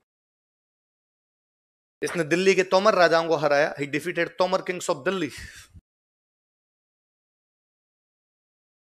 इसने दिल्ली के तोमर राजाओं को हराया। He defeated Tomar Kings of Delhi. Star लगाना है, क्वेश्चन था इस बार प्री में कि दिल्ली जीतने वाला चौहान राजा कौन था? इसने दिल्ली के तोमर राजाओं को हराया। He defeated Tomar Kings of Delhi तथा उन्हें अपना सामंत बना लिया। And made them his subordinates या फ्यूडल लॉर्ड्स, तथा उन्हें अपना सामंत बना लिया। And made them his feudal lords, तथा उन्हें अपना सामंत बना लिया। And made them his feudal lords, उन्हें अपने क्या बना लिया? तो इस बार क्वेश्चन था कि दिल्ली जीतने वाले चौहान राजा को नाम बताइए। तो दिल्ली जीतने वाला चौहान राजा कौन है? दिल्ली में कौन से वंश के राजाओं को हरा रहा है? तो और तोमरों को अपना क्या बना रहा है? अब और सुनो, देखो आगे जब आप ज्योग्राफी पढ़ेंगे तो ज्योग्राफी में पढ़ेंगे इधर हिमालय की जो सीरीज आती है अपने इस साइड में, उसको कहते हैं शिवालिक। क्या कहते हैं? वो शिवालिक रेंज है, शिवालिक की पहाड़ियां। तो इसने उस शिवालिक की पहाड़ियों में एक अभिलेख लगवाया। कौन सी पहाड़ियों में अभिलेख लगवाया? शिवालिक की पहाड़ियों में एक अभिलेख लगवाया, उसको बोलते हैं शिवालिक स्तंभ। क्या बोलते हैं? हमको ये स्तंभ मिला दिल्ली से। कहां से मिला? उसने तो कहां लगवाया? शिवालिक। लेकिन मिला कहां से? मैं बता दूंगा क्यों मिला। तो आजकल अपने इस पिलर का नाम है दिल्ली शिवालिक स्तंभ। क्या नाम है इसका? लगाया कहां? हमें कहां मिला? है क्या? पिलर। तो अपने एक साथ जोड़ देते हैं, हमें दिल्ली से मिला, है शिवालिक का, तो पिलर का नाम क्या हो गया?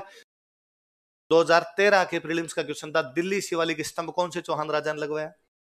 जो दिल्ली जीतेगा वही लगवाएगा। दिल्ली जीतने वाला कौन? इसने दिल्ली शिवालिक स्तंभ लगवाया था। ही इंस्टॉल्ड दिल्ली शिवालिक पिलर। इसने दिल्ली शिवालिक स्तंभ लगवाया था। ही installed Delhi Shivalik pillar.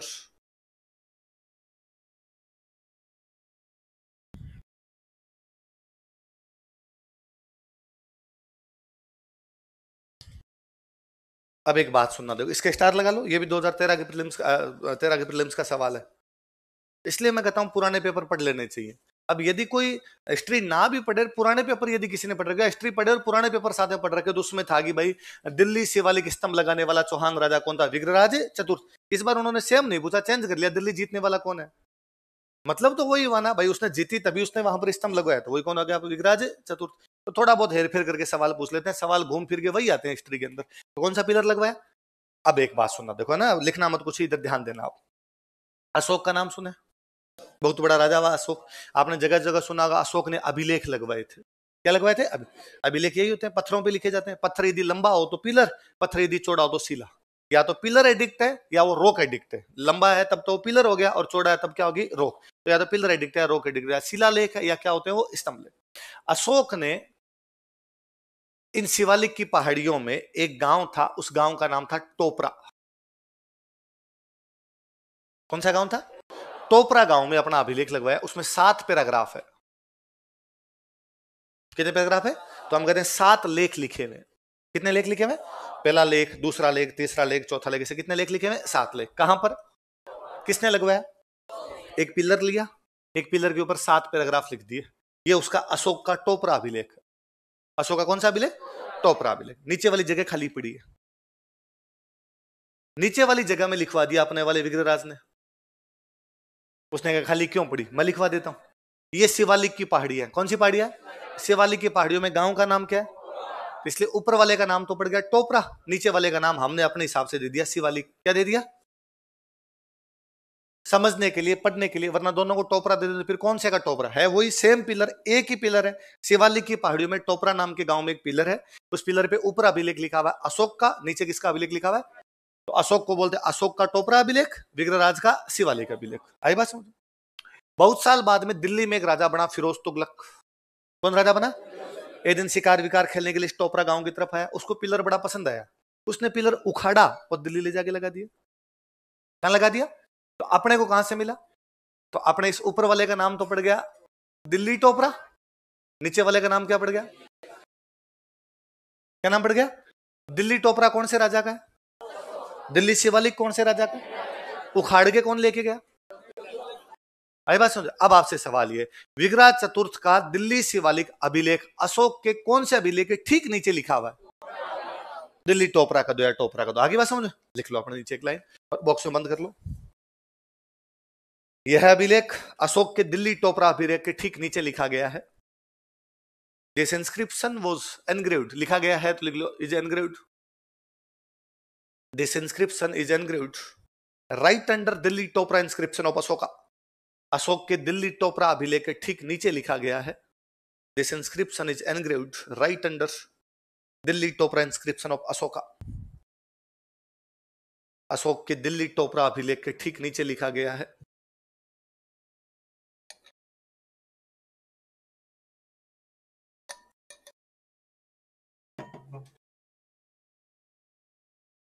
Box में बंद कर दो इसको ना। This inscription is engraved right under Delhi Topra inscription of Ashoka. Right under Delhi Topra inscription of Ashoka. पहले बड़ी बात। अब आपको एंशिएंट जब पढ़ाएंगे नरेंद्र सर, वहां पे लिखवाएंगे आपको कि अशोक का एक अभिलेख है दिल्ली टोपरा अभिलेख। कौन सा अभिलेख है? सौता है आपके दिमाग में आना चाहिए, इसके ठीक नीचे अपने वाला है। अपने वाला कौन सा है? दिल्ली शिवालिक। सौता आपके दिमाग में अगली बात आनी चाहिए, क्योंकि उसने दिल्ली जीत ली थी, क्योंकि उसने तोमरों को और तोमरों को अपना क्या बना लिया था। आ जाएगी, सारी बातें जुड़ जाएगी आपके। ऊपर अशोक का टोपरा है, नीचे इसका शिवालिक है। डिफरेंशिएट करने के लिए, अपने समझने के लिए नाम दिया हुआ है।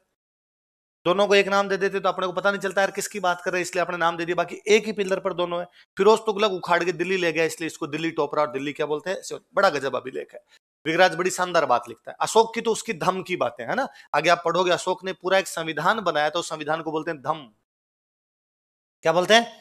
तो अशोक ने एक संविधान बनाया, एक धम्म बनाया था। अपने वाला जो है, तो अशोक की तो धम्म की बात है, ये करना चाहिए, करना चाहिए, करना चाहिए। वो क्या लिखता है, अपने वाला क्या लिखता है?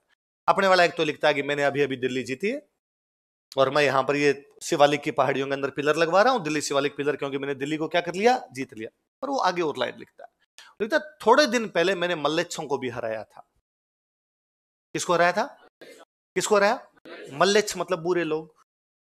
अपने यहाँ जो बुरे लोग होते हैं उनको क्या बोलते हैं? मल्लेच्छ। आज भी अपना भाई भी यदि नहाया धोए नहीं रहता, आप बुरे काम करते, मल्लेच्छ है ना, गंदा लोग, गंदे लोग, जो इस पर मल्लेच्छ लोग। अपने मल्लेच्छ बोलते तुर्कों को। मल्लेच्छ किसको बोलते हैं? ये जो गजनी की तरफ से लोग आते हैं इनको अपने क्या बोलते हैं? मल्लेच्छ। कारण सिंपल, अपने यहाँ के लोग गाय वगैरह नहीं खाते, वो गाय वगैरह खाते थे, अपनी संस्कृति से भिन्न थे, अलग प्रकार के लोग थे, तो हम उनको क्या कह दिया करते? मल्लेच्छ। तो लिखता है मैंने अभी थोड़े दिन पहले मल्लेच्छों को हराया। किसको हराया? तथा उनको हराकर अटक नदी के पार भगा दिया। कौन सी नदी के? केवल बात पे ध्यान दीजिए, आपको जो कुछ आता है वो दिमाग से निकालिए, केवल मेरी बात सुनिए आप। कौन सी नदी के पार भगा दिया? मैंने अभी थोड़े दिन पहले मल्लेच्छों को हराया है तथा उन्हें अटक नदी के पार भगा दिया। कौन सी नदी के? मैं चाहूंगा मेरे उत्तराधिकारी, मेरे डिसेंडेंट्स, मेरे जो वंशज, वो इन मल्लेच्छों को अटक नदी पार ना करने दे। मैं चाहूंगा कि मेरे उत्तराधिकारी इन मल्लेच्छों को कौन सी नदी ना पार करने दे? कौन सी नदी के पार भगा दिया? किसको? मल्लेच्छ मतलब किसको बोल रहा हो?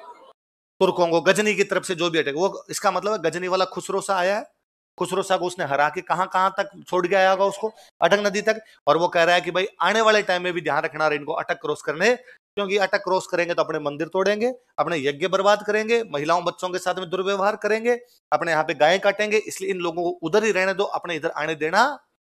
इसका मतलब वो बाउंड्री क्या मानता है? बाउंड्री क्या मानता है?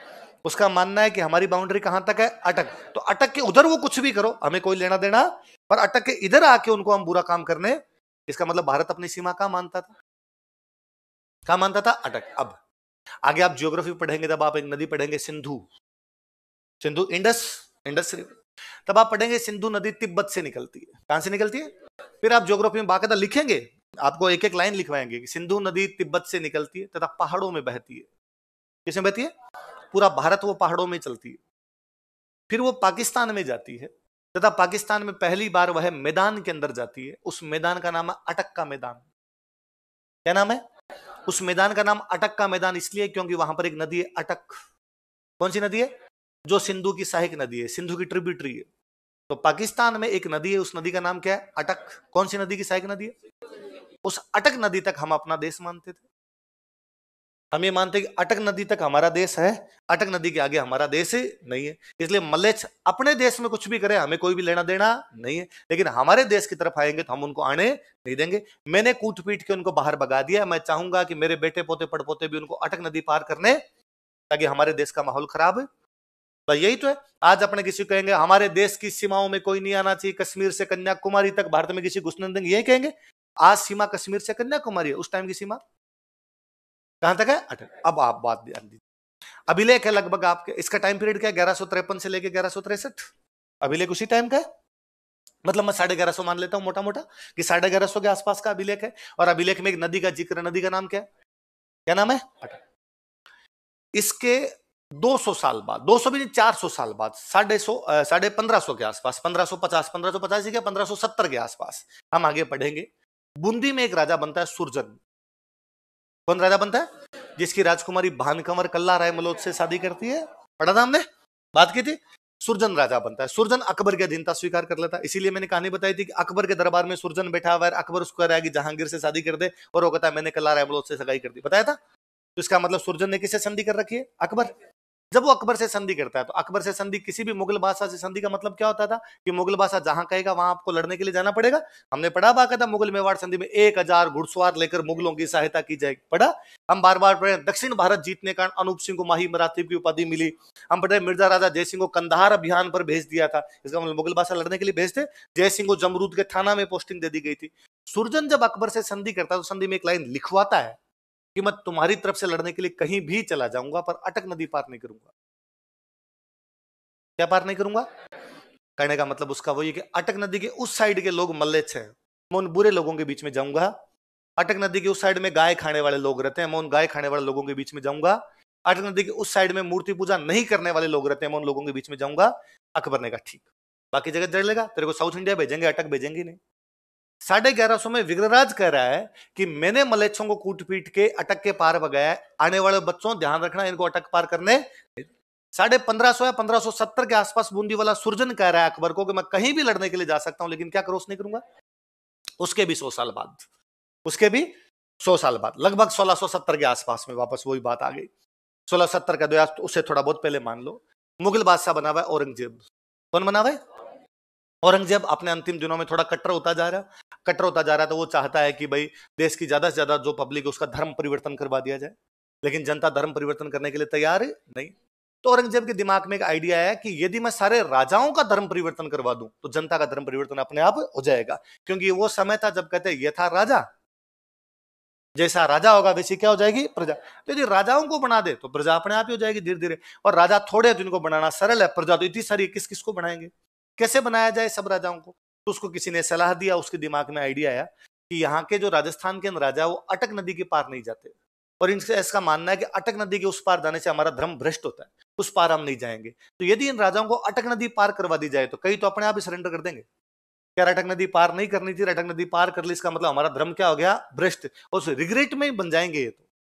तो कहते हैं औरंगजेब अपने राजस्थान के सारे राजाओं को अटक नदी के पास लेके गया, यहां से कहा युद्ध करने के लिए चलते हैं, वहां तक गए, और वहां जाने के बाद उसने कहा कि अब अपने कल अटक क्रॉस करेंगे।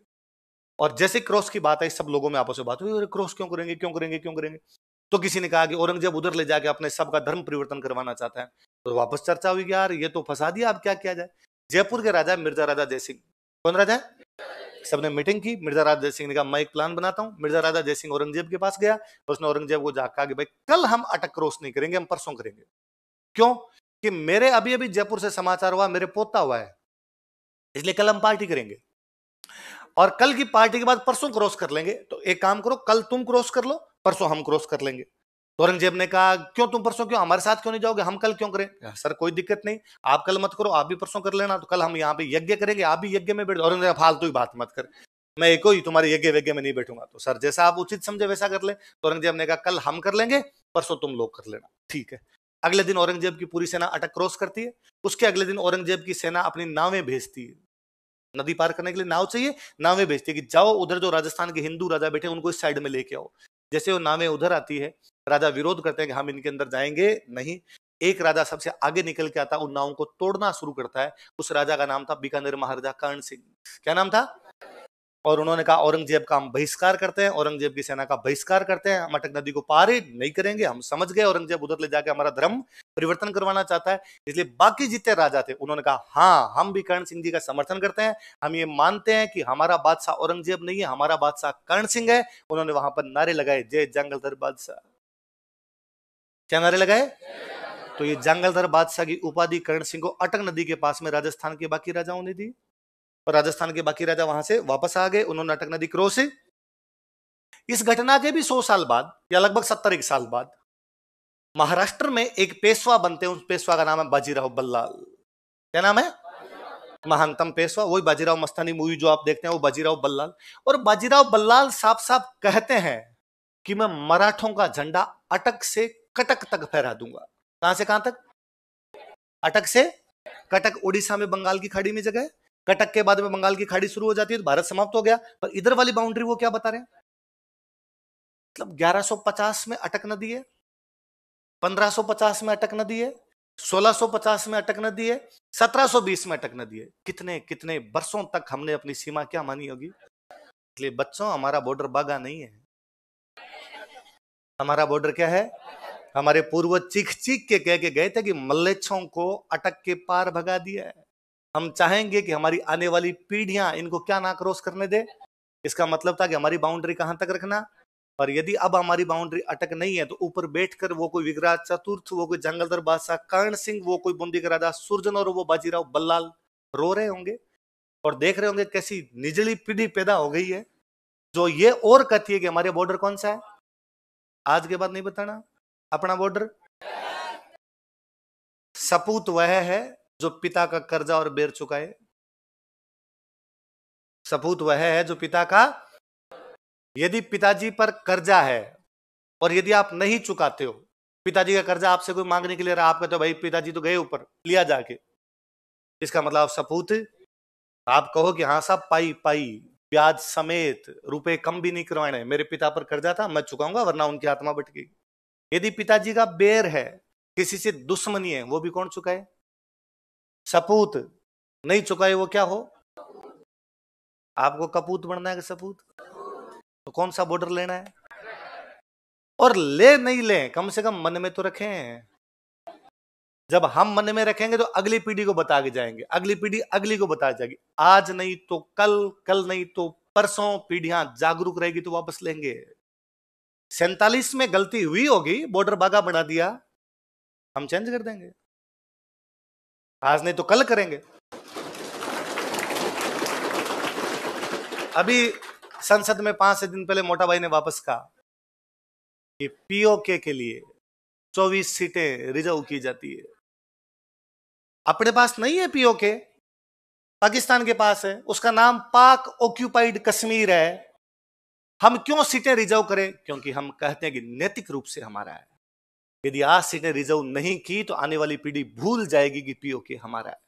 आने वाली पीढ़ियां मानेगी कि यार ये जब पाक ऑक्यूपाइड है तो पाक का ही है। हम याद करेंगे, जिस दिन मौका आएगा लेंगे, और जिस दिन याद ही नहीं रहेगा उस दिन लेंगे भी। चलिए बॉर्डर कौन सा है? अटक से। तब अपना जाके बॉर्डर कंप्लीट हो पाएगा। जब सिंधु पूरी अपने पास आएगी तब हम हिंदुस्तान है। सै को है का, इसलिए सिंधु को हिंदू का, जहां पे हिंदू हो हिंदुस्तान है। जब सिंधु ही तुम्हारे पास नहीं फिर किस बात का हिंदुस्तान है? वो तब है जिस दिन हम क्या ले लेंगे? अटक। विगराज कह के गया, लिख के गया, अभिलेख पड़ा है कि अटक क्रॉस नहीं करने देनी है, अटक तक अपना साम्राज्य। तो मुझे लगता है यार वो कितने इंटेलिजेंट लोग थे। अच्छा, अब फिर क्या, मैं जब ये बात होता था तो कई कहते हैं पर सर हमने अटक कई बार क्रॉस की थी, तब उनका धर्म भ्रष्ट हुआ तो नहीं? जैसे मान सिंह अफगानिस्तान में लड़ा जाके, जसवंत सिंह अफगानिस्तान में लड़ा, एक सिंबॉलिक चीजें होती है। कहने का मतलब है कि सीमा हमारी वहां तक है। कहते हैं कि मान सिंह जब अटक जा रहे थे, या मान सिंह जब अटक क्रॉस कर रहे थे, तो उनके सैनिकों ने मना किया बाकायदा, और सैनिकों ने कहा कि हम अटक क्रॉस नहीं करेंगे क्योंकि उधर जाने पे धर्म भ्रष्ट हो जाता है। ऐसे हमारी मान्यता हो गई थी कि यार अटक पार जाना ही नहीं है। जबकि जब कभी ये नियम बनाया होगा तो नियम बनाने का मतलब ये था कि यार उस साइड में दूसरे संस्कृति के लोग रहते हैं, इसलिए उनके साथ अपना मेल मिलाप होना नहीं चाहिए। धीरे धीरे लोगों को ये लगा कि पैर भी उधर रख दिया धर्म भ्रष्ट हो जाएगा। तो मान सिंह उन सबको कहते हैं कि सबे भूमि गोपाल की, सबे भूमि भगवान कृष्ण, जयपुर वाले भगवान कृष्ण को खूब मानते, गोविंद देव जी को। सबे भूमि गोपाल की, ये पूरी जो पृथ्वी है किसकी है? भगवान। इसमें अटक कहां? इसमें अटकने वाली जगह कोई भी, जो अब भी अटक रहा, जिसके मन में अटक है वही अटक रहा, जिसके मन में ये बात आ गई वही अटक रहा है। बाकी तो पूरी धरती भगवान कृष्ण की है, अटकने की कोई आवश्यकता। जय गोविंद देव जी महाराज के नारे लगाए, अटक क्रॉस कर गए, पर आगे जीत गए थे। पर फिर भी हम ये मानते थे कि उधर वाला भले ही हम जीत रहे हैं लेकिन वो इलाका हमारा नहीं है, हमारा इलाका कहां तक है। इसलिए बाजीराव बल्लाल कहता है हम मराठों का झंडा अटक से कटक फहराएंगे। उसने एक बार नहीं कहा मराठों का झंडा ईरान से कटक तक फहरा देंगे, उसने एक बार नहीं कहा कि राजस्थान से कटक तक फहरा देंगे। मतलब 1720 तक तो हम इस बात को याद रख रहे थे कि हमारी भूमि कहां से कहां तक है, कटक से। और मैं तो वो कई बार बताता हूं कि मैं कोरोना में फ्री बैठा था, क्रिकेट का शौक, क्रिकेट का चस्का, इसलिए क्रिकेट के वीडियो खूब सारे देखता रहता। शोएब अख्तर मुझे हमेशा से अच्छा लगता था, पहले यूं अच्छा लगता कि यार गजब का बॉलर था, भले पाकिस्तान का था, पर यूं डर तो लगता था। रेडियो में कमेंट्री सुनते तो भी डर लगता कि मारेगा अपने वाले किसी को। तो शोएब अख्तर के वीडियो सुन रहा था, उसका चैनल है और वो चैनल पे हिंदुस्तान की तारीफें भी खूब करता है क्योंकि पैसे मिलते हैं, है ना। अपने वीरेंद्र सहवाग का साफ साफ कमेंट दिया कि शोएब अख्तर इसलिए हिंदुस्तान की तारीफ करता है ताकि हिंदुस्तान वाले सुनेंगे और उसको क्या मिल जाएंगे? पैसे मिल जाए। तो उसके मैं वीडियो देखता था। आपका यूट्यूब कहता है या आपके सोशल मीडिया का जो एनालिसिस करेंगे तो आप पाएंगे कि आप जो देखते हैं बार बार दिखाया जाता है ना, एआई है ना। कई बार मेरे को स्टूडेंट आ कहता है मैं सर सारे दिन आपके वीडियो देखता हूं, तू देखता नहीं, तेरे को दिखा रहा है यूट्यूब, तूने तो मेरे 3 ही देखे थे पर अब तेरे को देखना ही पड़ेंगे, तेरे पास कोई इलाज नहीं, हर तीसरा वीडियो मेरा ही आएगा तेरे पास में, तो तू देखेगा। तो मैं एक शोएब अख्तर का वीडियो देख रहा था, शोएब अख्तर रिटायरमेंट होने के बाद का एक वीडियो है। एक लड़की उसका इंटरव्यू ले रही है, पाकिस्तान की कोई एंकर है, तो शोएब अख्तर को पूछते कि शोएब आजकल जब तुम फ्री हो तो तुम क्या करते हो? तो कहता है मैं आजकल बुक्स पढ़ रहा हूँ। तो बुक्स पढ़ना इंटेलेक्चुअल?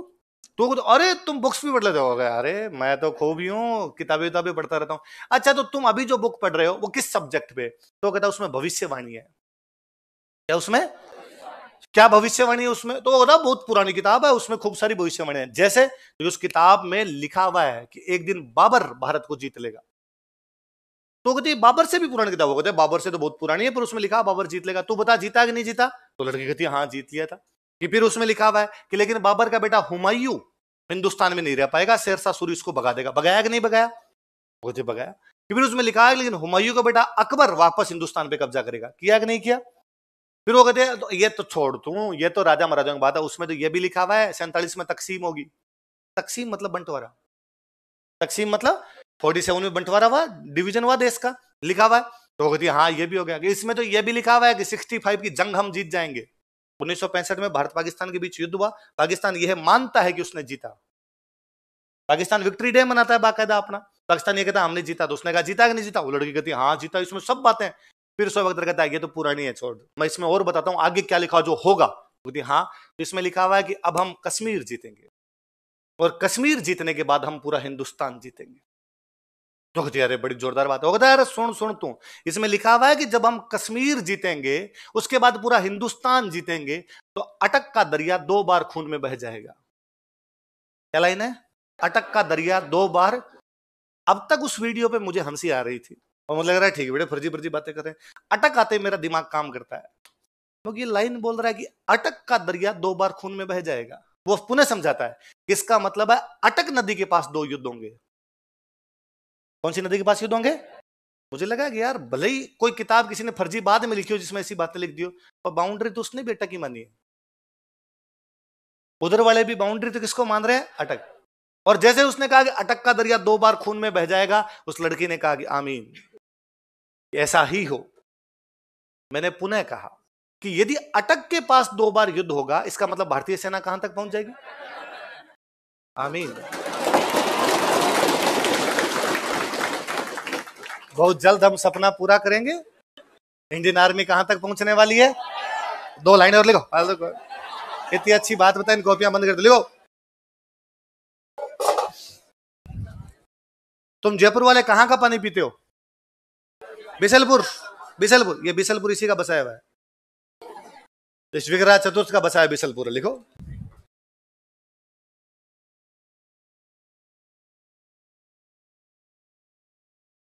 इसने बिसलपुर की स्थापना की। He founded Bisalpur.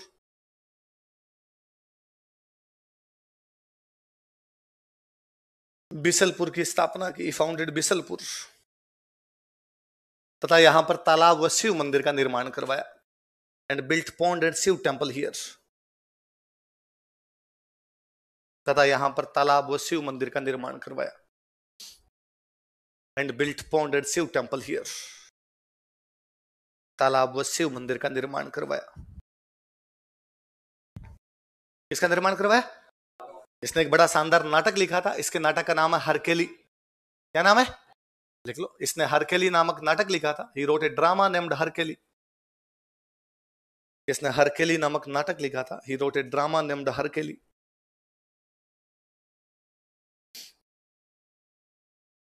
हरकेली नामक नाटक लिखा था। He wrote a drama named Harkeli. कौन सा नाटक लिखा था? अच्छा मुझे बताओ, हर का मतलब क्या होता है? भगवान शिव। क्या मतलब होता है? हर हर नर लगाते हैं, हर का मतलब क्या होता है? शिव। केली का मतलब होता है खेल। केली का मतलब क्या होता है? मतलब भगवान शिव ने क्या खेला? ऐसा कहते हैं अर्जुन को एक बार बहुत ज्यादा घमंड हो गया था। अर्जुन को लगा कि मेरे से बड़ा शिकारी कोई भी नहीं है। भगवान शिव उसका घमंड तोड़ने के लिए आते हैं, शिकारी बन के आते हैं। क्या बन के आते हैं? अर्जुन को हराते हैं। भगवान शिव ने अपना खेल दिखाया और लास्ट में वो अपने रूप में आते हैं, कहते हैं भाई साहब मैं तो बताने आया था कि तेरे से बड़े बड़े लोग भी है, इसलिए घमंड करने की कोई आवश्यकता। हर ने केली दिखाई, इसलिए नाम क्या हो गया? ऐसा नाटक साउथ इंडिया में अपने एक बहुत बड़े राइटर वे भारवी। कौन नाटक वे? नाटककार कौन वे? भारवी। और भारवी ने एक नाटक लिखा था बहुत पहले संस्कृत के अंदर, उसका नाम था किरात अर्जुनियम। क्या नाम था? बोलो देखे, नाम बोलो क्या है? किसने लिखा किरात अर्जुनियम? कौन सा नाटक लिखा, नाम बताओ। देखो 2 शब्द है, एक शब्द है किरात और एक शब्द है अर्जुन। एक शब्द है किरात और एक शब्द क्या है? अर्जुन। किरात का मतलब होता है शिकारी। किरात का मतलब क्या था? भगवान शिव क्या बन के? तो किरात और अर्जुन के बीच की लड़ाई, इसलिए नाम क्या हो गया? किरात अर्जुनियम। किसने लिखा? भगवान शिव के खेल पर पहले नाटक किसका लिखा? भारवी का। किस नाम से? किरात अर्जुनियम। अपने वाले ने इसी कहानी को बेस बना के क्या लिख दिया? पहले पढ़ा तो हरकेली किस नाटक पर आधारित है? किरात अर्जुनियम। जो किसका लिखा हुआ? यह है भारवी के किरात अर्जुनियम पर आधारित है। It is based on Kirat अर्जुनियम of Bharvi. यह है भारवी के किरात अर्जुनियम पर आधारित है। It is based on Kirat अर्जुनियम of Bharvi.